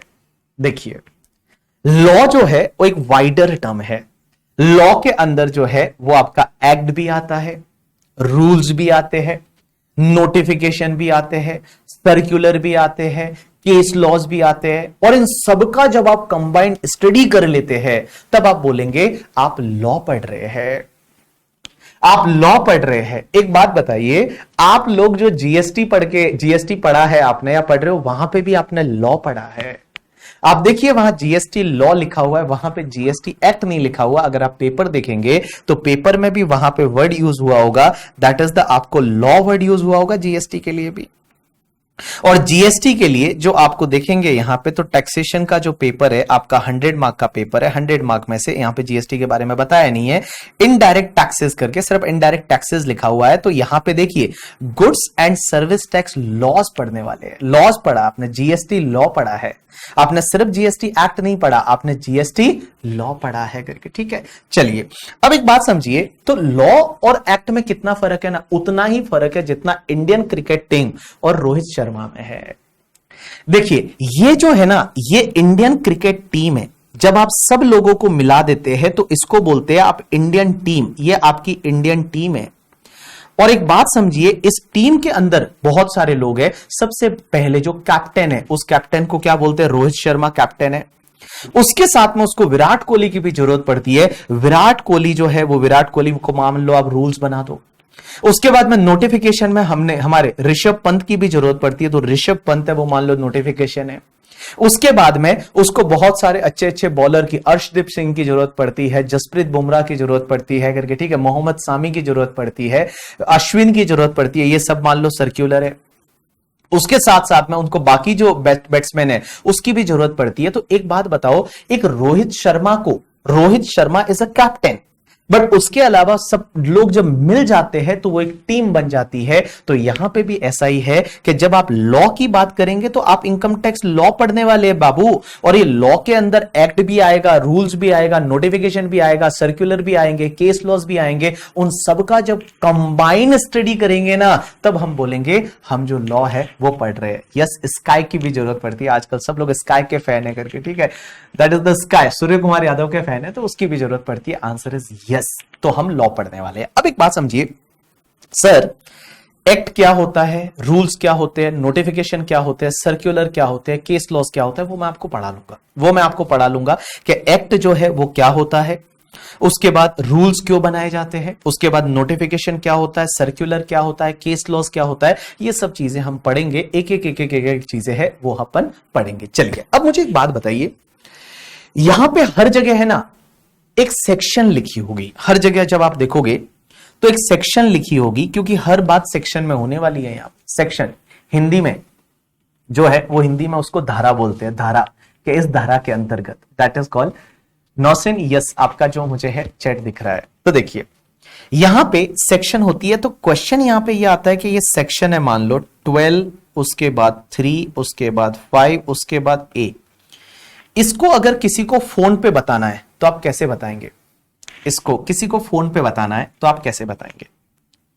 इसको जो है वो आपको फोन पे बताना है। किसी को फोन किया आपने और किसी ने पूछा कि मुझे ये बताओ, तो आप कैसे बोलेंगे इसको? इसको कैसे बोलेंगे? सेक्शन,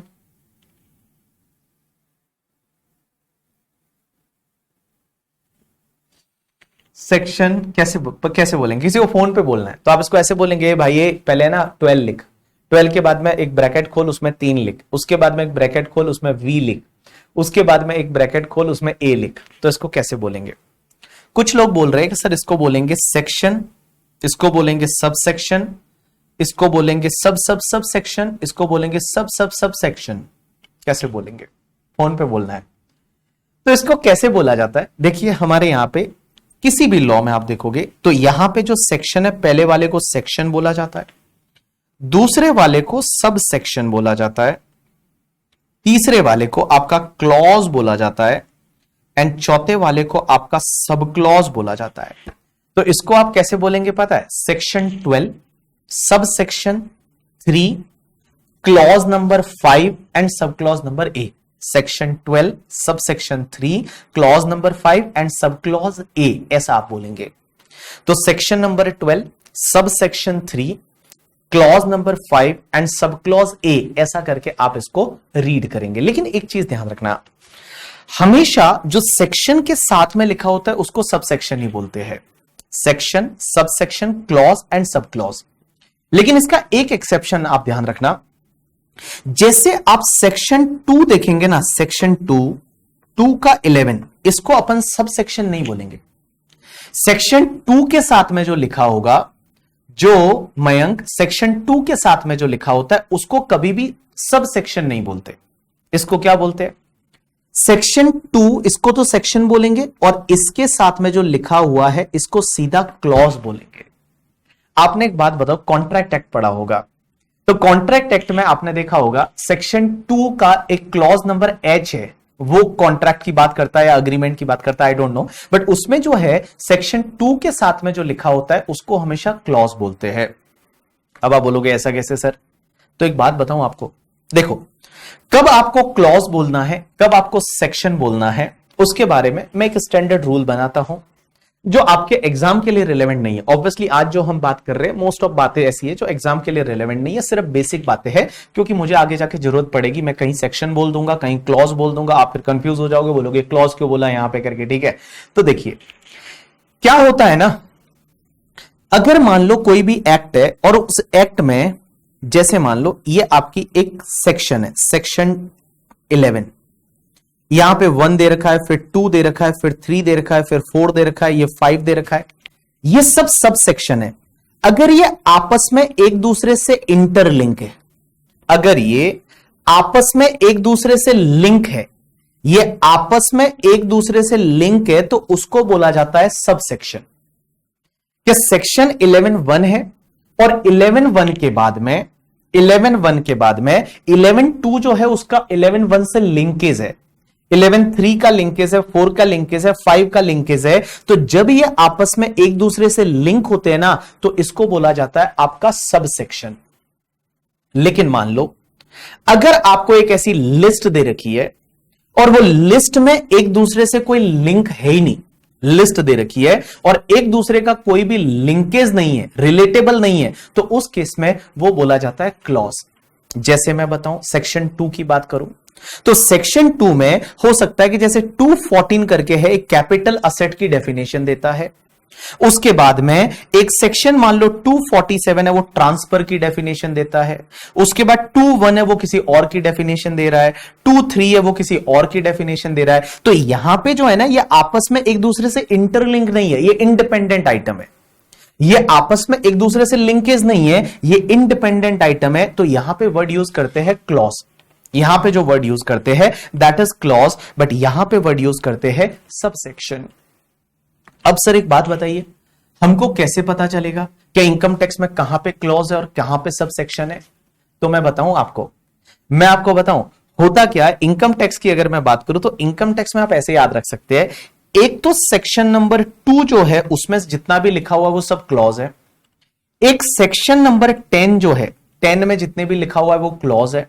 और एक सेक्शन नंबर 47 है। ये 3 सेक्शन ऐसी है, आपके लिए समझ सकते हैं कि इन 3 सेक्शन में जो भी लिखा हुआ है वो उस पास में जो लिखा जाएगा वो आपका सब सेक्शन नहीं होगा, वो क्लॉज होगा।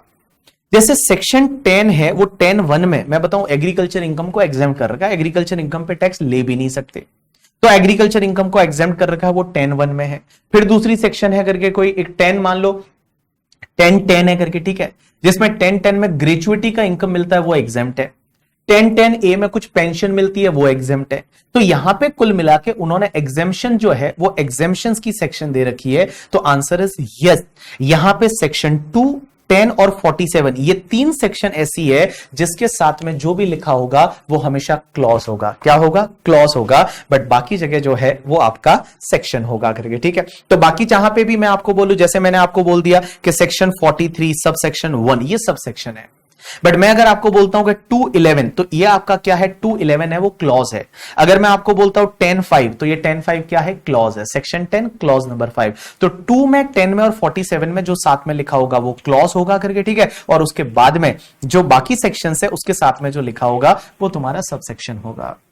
क्या हमको सारे सेक्शन याद करने हैं? हम आपको बता देंगे भाई, हम आपको बता देंगे बबलू भैया कि आपको क्या क्या जो है वो याद रखना है, कितना याद रखना है। बिकॉज अगर आप सेक्शन देखने जाएंगे तो यहां पे 700 के करीब सेक्शन है, इनकम टैक्स में 700 के करीब सेक्शन है। ऐसे आप देखोगे तो आईसीआई ने बोला हुआ है कि 298 सेक्शन है, बट एग्जैक्टली 298 सेक्शन नहीं है। सेक्शन आप देखेंगे तो बहुत सारी है। अगर मैं आपको इनकम टैक्स की वेबसाइट पे लेके जाऊं और आप मुझे बोलेंगे कि सर कितनी सेक्शन है हमारे एक्ट में, तो इनकम टैक्स गवर्नमेंट की ये वेबसाइट, और इस वेबसाइट पे ये देखिए income tax law and rules, ये लिखा होता है ना कि आप लॉ पढ़ रहे हो, तो यहां पे टैक्स लॉज पढ़े रहे, क्योंकि उसमें एक्ट भी है, रूल्स भी है, सर्कुलर भी है, नोटिफिकेशन है, बजट्स है, बहुत सारी चीजें हैं।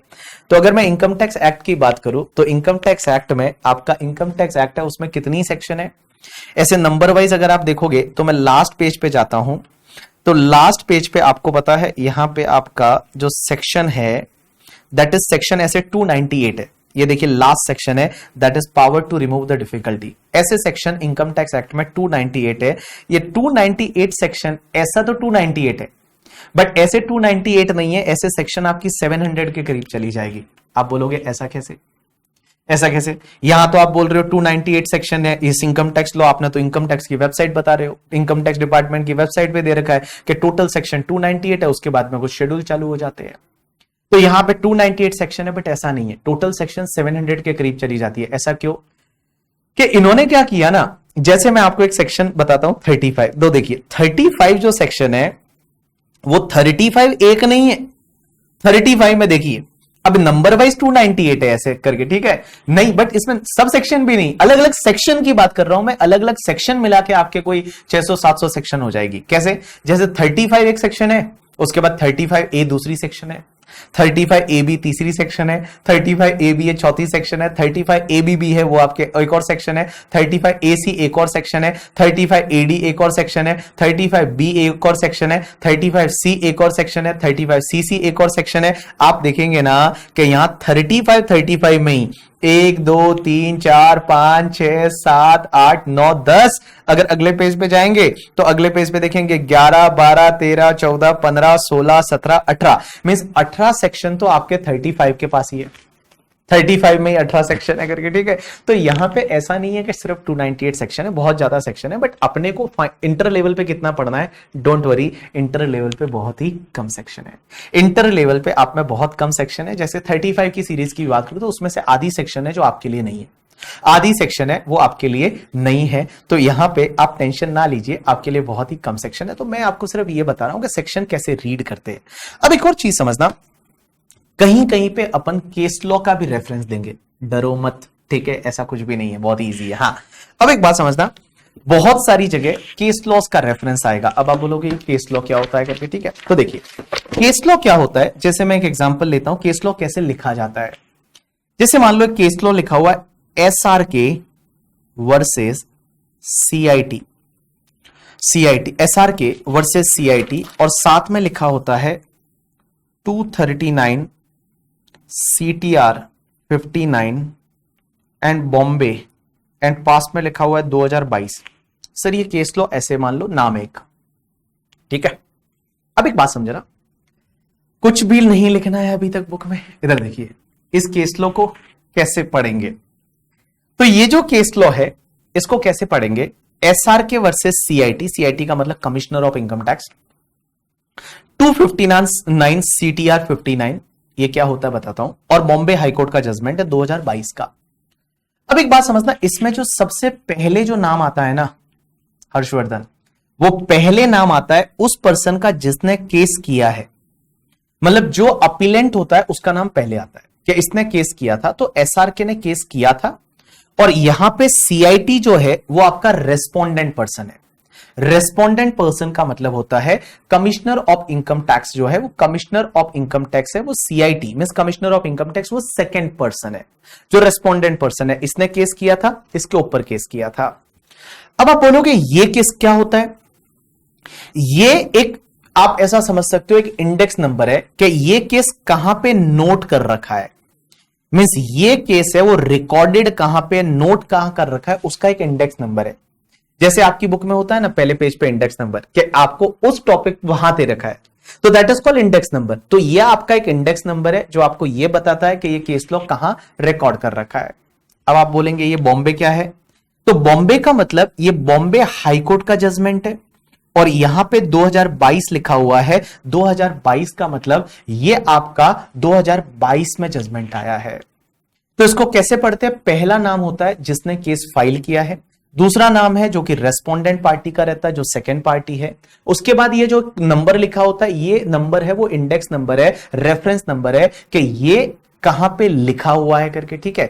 और बेटा जो बॉम्बे हाईकोर्ट जो है वो बॉम्बे हाईकोर्ट का जजमेंट है, और ये 2022 का जजमेंट आया है करके, ठीक है। चलिए अब एक बात समझिए, पहला किस पर्सन ने केस किया है, दूसरा किस पर्सन के अगेंस्ट केस किया है, तीसरा ये नोट ये कहां रिकॉर्डेड है, चौथा ये बॉम्बे हाईकोर्ट का जजमेंट है, और 2022 का जजमेंट है। अब एक बात समझना, बहुत बार क्या होगा ना, क्या बॉम्बे हाईकोर्ट की जगह या तो कोई हाईकोर्ट का नाम लिखा होगा, या बहुत बार है ना सुप्रीम कोर्ट लिखा होता है, SC। SC का मतलब होता है सुप्रीम कोर्ट का जजमेंट है।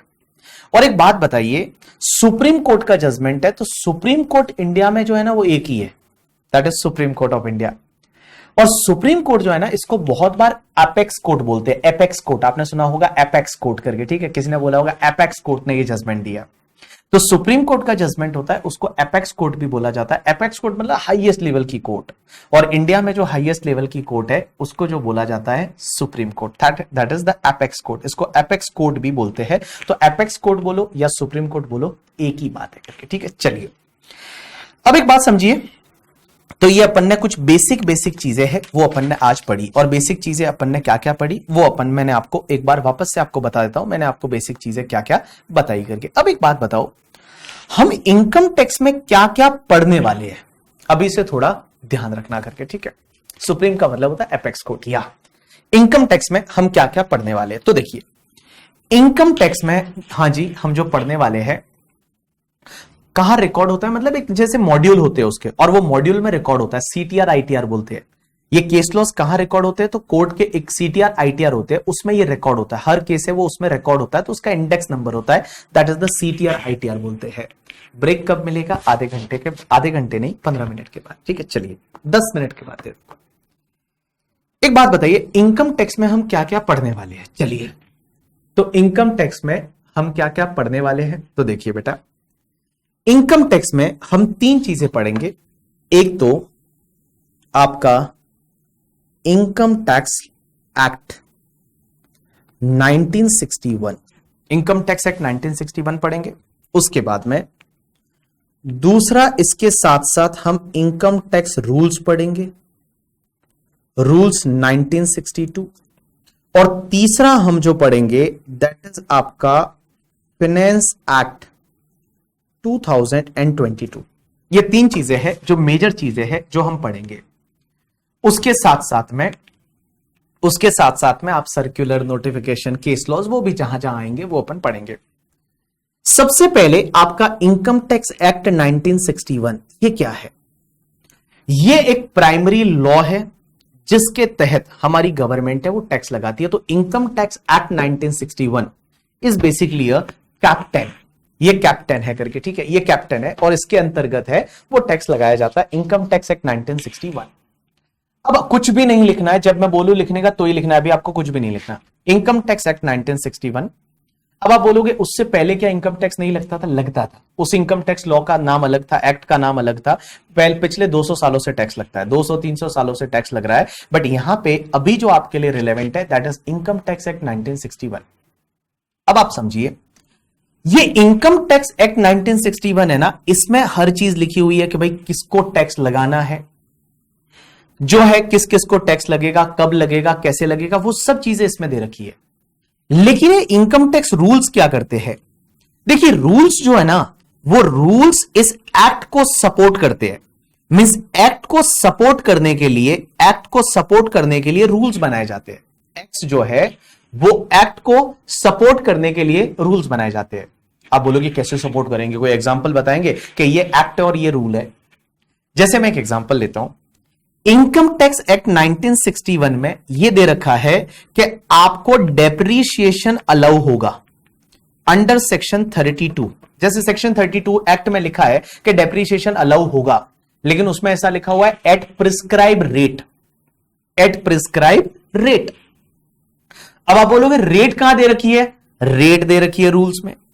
तो डेप्रीशिएशन की जो रेट्स है ना, वो रेट्स दे रखी है रूल्स में। फिर तो रूल्स क्या होते हैं? जो एक्ट को सपोर्ट करने के लिए रूल्स बनाए जाते हैं। एक्ट में जो चीजें लिखी हुई है, अब एक्ट को सपोर्ट करने के लिए क्या बनाए जाते हैं? रूल्स। आपने अगर जीएसटी पढ़ा होगा, नहीं पढ़ा है तो कोई बात नहीं, अगर आपने जीएसटी पढ़ा होगा तो जीएसटी में आपने सुना होगा कि जीएसटी का इस वैल्यू पे आपको जीएसटी लगेगा 100%, 18% मान लो। अब वो वैल्यू कैसे निकालनी है? तो वैल्यू के लिए रूल्स बना रखे हैं। तो जो रूल्स है ना, वो रूल्स क्या करते हैं? एक्ट को सपोर्ट करते हैं। वैल्यूएशन रूल्स आपने देखा होगा, जीएसटी में वैल्यूएशन रूल्स होते हैं, वो रूल्स में बना रखे। तो रूल्स क्या होते हैं? एक्ट में एक प्रोविजन डाला हुआ है, एक्ट को मैं प्रोविजन को इंप्लीमेंट कराने के लिए क्या बनाए जाते हैं? रूल्स बनाए जाते हैं। जैसे इनकम टैक्स एक्ट में लिख लिया करके, ठीक है, कि आपको इनकम टैक्स रिटर्न फाइल करना है in the prescribe form, but form कहां प्रिस्क्राइब है? वो फॉर्म प्रिस्क्राइब है आपके इनकम टैक्स रूल्स में। तो रूल्स में वो लोग क्या करते हैं? फॉर्म जो है वो फॉर्म को प्रिस्क्राइब करते हैं, क्योंकि एक्ट में हर चीज नहीं डाल सकते ना। एक्ट में लिखा हुआ है कि प्रिस्क्राइब, तो प्रिस्क्राइब कहां पे करेंगे? वो प्रिस्क्राइब है वो रूल्स में करेंगे। तो इनकम टैक्स रूल्स जो होते हैं वो एक्ट को you can say that the support करते हैं, जो एक्ट है वो एक्ट में कोई चीज लिखी कि भाई depreciation is allowed in income tax at a prescribe rate. Rate कहां दे रखी है? आपके रूल्स में दे रखी है। बट सर एक बात बताओ, यहां इनकम टैक्स एक्ट 1961 है, ये तो 1961 में बन गया होगा। इनकम टैक्स रूल्स 1962 में बन गया होगा। लेकिन सर एक बात बताइए, अब ये एक्ट जो है वो तो 61 में बन गया होगा, लेकिन इसमें कुछ ना कुछ अमेंडमेंट्स तो करने पड़ते होंगे, क्योंकि उस टाइम पे इंडिया की हालत कोई अलग तरीके की थी। उस टाइम पे कुछ और सर्कमस्टेंसेस रहे होंगे, आज की डेट में सर्कमस्टेंसेस अलग है। तो इस एक्ट में चेंज कैसे किया जाता है? बेटा इस एक्ट में चेंज किया जाता है हर साल फाइनेंस एक्ट के थ्रू। फाइनेंस एक्ट के थ्रू हर साल जो है वो इनकम टैक्स में अमेंड किया जाता है, अमेंडमेंट किए जाते हैं, वो फाइनेंस एक्ट के थ्रू किए जाते हैं। और फाइनेंस एक्ट के थ्रू हर साल अमेंडमेंट किए जाते हैं। अब आप बोलोगे फाइनेंस एक्ट क्या बला है? फाइनेंस एक्ट या जिसको आप फाइनेंस एक्ट भी बोल सकते हैं, ये क्या बला है? तो एक बात बताऊं, ये फाइनेंस एक्ट क्या होता है कि हर साल आपको पता है बजट आता है, और जो बजट आता है वो बजट कौन सी डेट को आता है? आप मुझे बताइए। हर साल एक बजट आता है, और वो बजट कौन सी डेट को आता है? 1 फेब को आता है। लास्ट बजट 1 फेब 2022 को आया था, और 1 फेब 2022 को हमारी जो निर्मला सीतारमण जी है फाइनेंस मिनिस्टर, वो फाइनेंस मिनिस्टर बजट को प्रेजेंट करती है, और प्रेजेंट फाइनेंस मिनिस्टर है वो निर्मला सीतारमण जी है। निर्मला सीतारमण जी जो है वो निर्मला सीतारमण जी हमारी अभी जो है वो फाइनेंस मिनिस्टर है, और फाइनेंस मिनिस्टर है वो बजट को प्रेजेंट करती है। अब एक बात समझना, ये जो बजट होता है ना, इस बजट का एक पार्ट होता है जिसको बोला जाता है फाइनेंस बिल। फाइनेंस बिल, और जो फाइनेंस बिल आपका 2022 है वो प्रेजेंट किया गया था इस दिन 1 फरवरी 2022 को निर्मला सीतारमण जी ने पार्लियामेंट में एज अ फाइनेंस बिल 2022, उसको पहले फाइनेंस बिल बोला जाता है। अब एक बात समझिए, जैसे ये फाइनेंस बिल प्रेजेंट किया कहां पे, पार्लियामेंट में, तो प्रेजेंट कर दिया निर्मला ताई ने या प्रेजेंट किया। उसके बाद में क्या होता है, कुछ दिनों के बाद उस फाइनेंस बिल पे डिस्कशन होता है कि भाई गवर्नमेंट है ये चेंजेस करना चाहती है, इनकम टैक्स में ये रियायतें देना चाहती है, ये चेंज करना चाहती है, ऐसे टैक्स लगाना चाहती है करके, ठीक है। तो एक बात बताऊं मैं आपको, ये जो फाइनेंस बिल है पहले बिल होता है, प्रेजेंट किया पार्लियामेंट में, पार्लियामेंट का मतलब आपका लोकसभा विधानसभा करके, ठीक है। लोकसभा विधानसभा नहीं होता, राज्यसभा होता है। क्या होता है पार्लियामेंट में, कौन कौन से सदन होते हैं बताइए?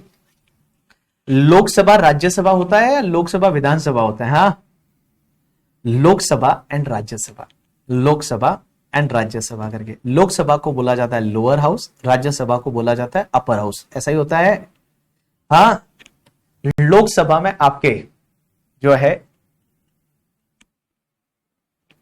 लोकसभा जो होती है उसमें आपके जो वोट किए हुए वाले लोग हैं वो बैठते हैं, और राज्यसभा में नॉमिनेटेड लोग बैठते हैं, मींस जो आपके एमएलए वगैरह वो वोट करके राज्यसभा में लोगों को भेजते हैं। लोकसभा एंड राज्यसभा। चलिए अब मुझे एक बात बताइए, सबसे पहले निर्मला सीतारमण जी एक बजट प्रेजेंट करती है, उसमें बिल लेके आती है और बिल में बोलती है कि ये मैं चेंज करना चाहती हूं इनकम टैक्स में, मैं ये करने वाली हूं, ये करने वाली हूं, वो सब बताया जाता है। उसके बाद में कुछ दिन के बाद उस पर क्या होती है, बहस होती है, और बहस कहां पे होती है, पार्लियामेंट में। और बहस होने के बाद में, बहस होने के बाद वो जो फाइनेंस बिल है ना, वो फाइनेंस बिल को पास कर दिया जाता है आपके दोनों हाउस ऑफ पार्लियामेंट से, और जब पास होने के बाद में वो जाता है हमारे प्रेसिडेंट के पास में, और प्रेसिडेंट जिस दिन उस पर साइन कर लेते हैं, प्रेसिडेंट जिस दिन उस पर साइन कर देते हैं, ये आपका फाइनेंस एक्ट बन जाता है, फाइनेंस एक्ट 2022। तो एक बात समझिए, आपका पहले ये क्या बोला जाता है, फाइनेंस बिल बोला जाता है। जब तक प्रेसिडेंट के साइन नहीं होते हैं तब तक उसको बिल बोला जाता है, और जब उसके साइन हो जाते हैं, जब पास हो जाता है वो और साइन हो जाते हैं, उस दिन से उसको क्या बोला जाता है, फाइनेंस एक्ट बोला जाता है। तो बिल जब तक प्रेसिडेंट के साइन नहीं हुए उसको बिल ही बोला जाएगा, लेकिन जैसे ही प्रेसिडेंट ने साइन कर दिए उस दिन से वो आपका एक्ट बोला जाएगा, दैट इज फाइनेंस एक्ट 2022। तो जितने भी इनकम टैक्स एक्ट में चेंजेस है, जितने भी आपके जीएसटी के चेंजेस है, वो चेंजेस किसके थ्रू आते हैं, फाइनेंस एक्ट के थ्रू आते हैं। और फाइनेंस एक्ट में लिखा होता है कि अच्छा ये इनकम टैक्स की सेक्शन काम की नहीं है, ये इनकम टैक्स की सेक्शन में ये चेंज करना है, ये सेक्शन को हमने ऐड किया, ये सेक्शन को हमने हटाया है करके, ठीक है। तो यहां पे जो बेटा है वो फाइनेंस एक्ट के थ्रू आपके इनके जो चेंजेस है वो फाइनेंस एक्ट के थ्रू होते हैं। तो फाइनेंस एक्ट के थ्रू इसके जो चेंजेस होंगे, तो आपके एग्जाम के लिए क्या क्या चीजें रिलेवेंट है, income tax act 1961, income tax rules 1962 और फाइनेंस एक्ट 2022। और फाइनेंस एक्ट 2022 है, इसका जो बजट है वो 1 Feb 2022 को आया था। और बेटा ये कौन लेके आता है, फाइनेंस मिनिस्टर है निर्मला सीतारमण जी लेके आती है। पहले फाइनेंस बिल होता है और जैसे ही उसको प्रेसिडेंट साइन कर लेता है वो फाइनेंस एक्ट बन जाता है। तो मार्च के एंड तक जाते जाते और ये एक्ट बन जाता है। पहले बिल रहता है, बजट प्रेजेंट करते हैं उस दिन वो बिल बोला जाता है, फिर वो पास हो जाता है, उसको फाइनेंस एक्ट बोला जाता है। अब एक चीज समझना सर, बजट जो है वो बजट हर साल जो है वो एक ही आता है, एक ही बजट आता है करके, ठीक है, एक ही बजट आता है 1 Feb को। लेकिन एक चीज समझना, जिस ईयर में इलेक्शन होते हैं ना, इलेक्शन जिस ईयर में इलेक्शन होते हैं वो इलेक्शन वाले ईयर में आपके 2 बजट आते हैं, इलेक्शन वाले ईयर में आपके 2 बजट आते हैं करके, ठीक है, इलेक्शन वाले ईयर में 2 बजट आते हैं। जैसे लास्ट इलेक्शन कब हुआ था, तो लास्ट इलेक्शन आपको पता है 2019 में हुआ था। तो 2019 में क्या हुआ था, आपके 2 बजट आए थे और उस साल में 2 फाइनेंस एक्ट बनते हैं। जिस ईयर में इलेक्शन होता है उस ईयर में पहला जो बजट आया था वो आपका 1 Feb 2019 को आया था, और उस टाइम आपके फाइनेंस मिनिस्टर हुआ करते थे, that is the Piyush Goyal ji. ये पीयूष गोयल जी ने पहला बजट प्रेजेंट किया था 1 Feb 2019 को। तो मैं बताऊं उस साल का आपका फाइनेंस एक्ट, उस साल का आपका जो फाइनेंस एक्ट है वो 2 फाइनेंस एक्ट आपको देखने को मिलेंगे। फाइनेंस एक्ट नंबर 1 था ये, जो इलेक्शन से पहले आया था 2019। उसके बाद में एक बात समझना, हर साल ऐसा होता है जब इलेक्शन होते हैं इलेक्शन वाले ईयर में क्या होता है, इलेक्शन वाले ईयर में दो बजट आते हैं। दो बजट क्यों आते हैं, उसके पीछे का रीजन क्या है सर? एक बड़ा सिंपल सा लॉजिकल रीजन है। एक बात बताओ, बजट मतलब फ्यूचर की बात करता है, बजट मींस फ्यूचर की बात करता है कि अगले साल हम क्या करने वाले हैं। तो अगले साल हम क्या करने वाले हैं? अब बेटा 2019 का बजट आया, तो 2019 का बजट तो नॉर्मली एप्लीकेबल ये कौन से ईयर की बात करेगा? 1 अप्रैल 2019 से लेके और 31 मार्च 2020 इस फाइनेंशियल ईयर की बात करेगा। अब यहां पे इलेक्शन थे, आपको पता है मई में इलेक्शन थे, तो मई 2019 में इलेक्शन थे, और इलेक्शन के बाद हो सकता है ना गवर्नमेंट चेंज हो जाए। देयर मे बी पॉसिबिलिटी कि गवर्नमेंट है वो चेंज हो जाए, सेंट्रल गवर्नमेंट है वो चेंज हो जाए। तो गवर्नमेंट चेंज हो जाए तो क्या होता है, हर गवर्नमेंट की अपनी अपनी पॉलिसीज रहती है। तो वो जो पुरानी गवर्नमेंट है वो मान लो पावर में नहीं रही, तो नई गवर्नमेंट आएगी, वो पुराने वाले बजट पे क्यों काम करेगी? पुराने वाले बजट पे क्यों काम करेगी? तो उसके लिए क्या होता है कि एक तो पहले जो बजट लाया जाता है 1 फेब 2019 को, इसको बहुत बार हम इंटरिम बजट भी बोलते हैं। इंटरिम बजट बोलते हैं क्योंकि इलेक्शन वाला ईयर है, अभी तो इलेक्शन होने वाले हैं, तो इसको इंटरिम बजट भी बोला जाता है प्रैक्टिकल लाइफ में। अब एक चीज समझना, जैसे ही गवर्नमेंट बन जाती है और गवर्नमेंट बनने के बाद में फिर क्या होता है कि यहां जुलाई में जाके वापस बजट आता है, तो जुलाई में जो बजट आता है उसको सेकंड बजट बोला जाता है, या प्रैक्टिकल लाइफ में हम उसको फाइनल बजट भी बोलते हैं, फुल फ्लेज बजट बोलते हैं। आपने देखा होगा बहुत बार ऐसा बोला जाता है, मोदी गवर्नमेंट का फुल फ्लेज बजट आया, that is the full fledge budget रहता है, जुलाई में आता है। तो जुलाई में जो आता है उसको फिर बोला जाता है फाइनेंस एक्ट बना था, फाइनेंस एक्ट नंबर 2019। तो अगर कोई भी आपसे ये पूछे कि क्या हर साल एक ही फाइनेंस एक्ट बनता है, answer is yes, but election वाले ईयर में दो बनते हैं। इलेक्शन वाले ईयर में आपका finance act number 1 2019 and finance act number 2 2019 ऐसा बनता है। ऐसा क्यों? क्योंकि क्या होता है ना, इलेक्शन होने वाला है, तो भाई आगे एक साल की प्लानिंग कर रहे हो, तो ये लोग इंटरिम बजट पहले प्रेजेंट कर लेते, इंटरिम जो है वो बजट प्रेजेंट करते, इंटरिम बजट बोला जाता है, वो फिर फाइनेंस एक्ट बन जाता है जिसको नंबर 1 बोलते हैं। और फिर उसके बाद में बेटा जब नई गवर्नमेंट बन जाएगी, इलेक्शन के बाद में नई गवर्नमेंट पावर में आएगी, वो वापस से अपना बजट लेके आएगी जिसको फुल फ्लैज बजट बोला जाता है, जो अभी 2019 में बना था, that is finance act number 2019। तो अगर आप इनकम टैक्स की वेबसाइट पे जाएंगे ना, तो आप अगर फाइनेंस एक्ट ढूंढेंगे करके, ठीक है, अगर आप फाइनेंस एक्ट ढूंढेंगे तो आपको मैं बताऊं उस ईयर के दो फाइनेंस एक्ट दिखेंगे आपको।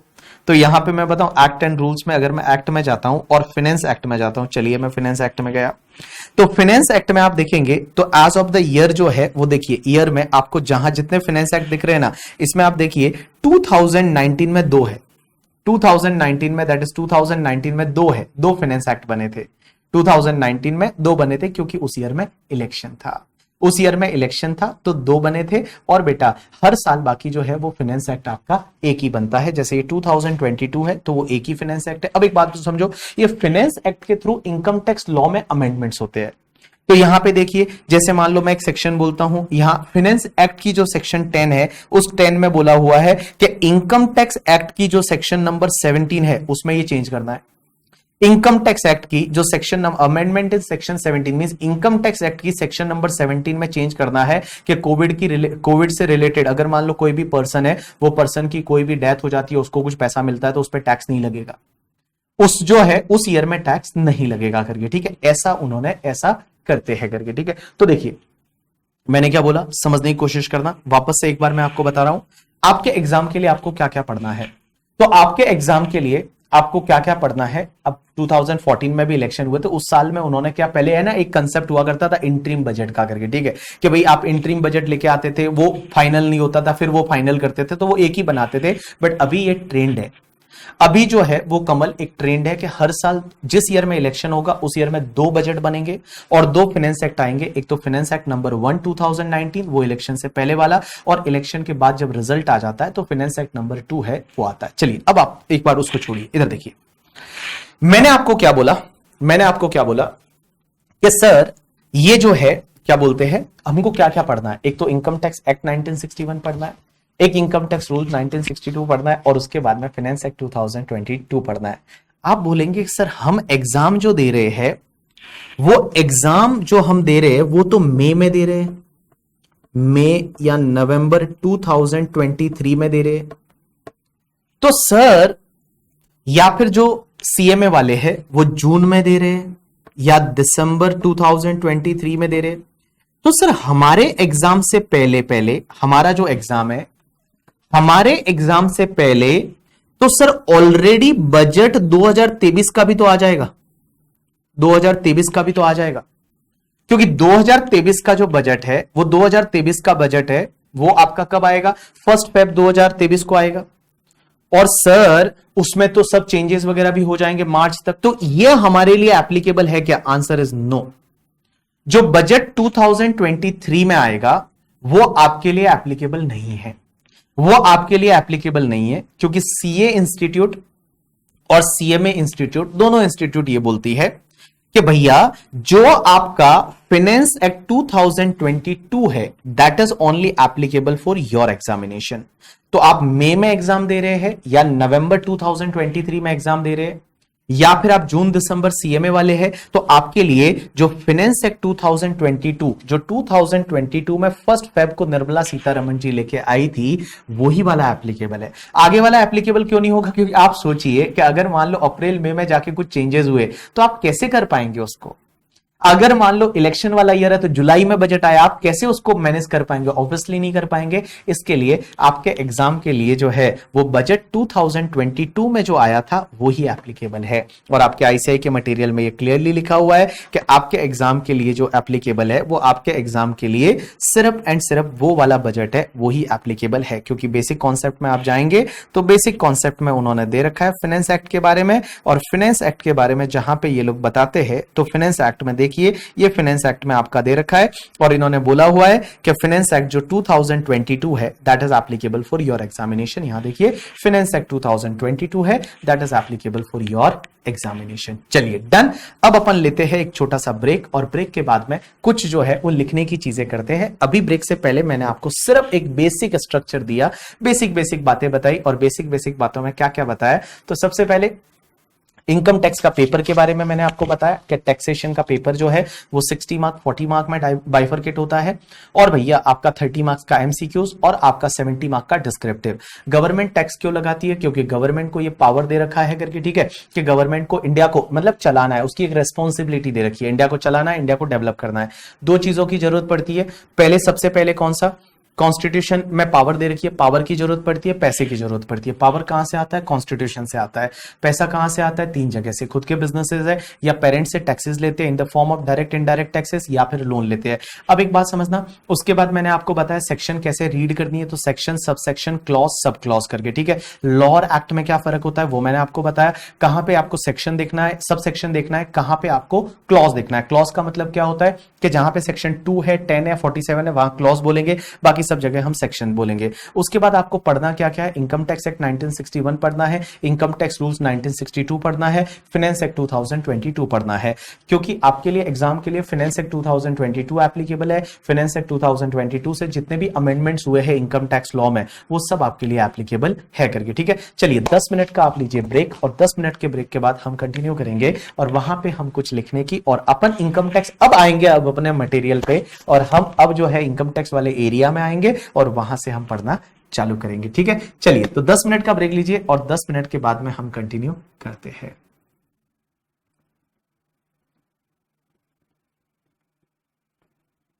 चलिए 10 मिनट का ब्रेक लीजिए और 10 मिनट के ब्रेक के बाद कंटिन्यू करते हैं।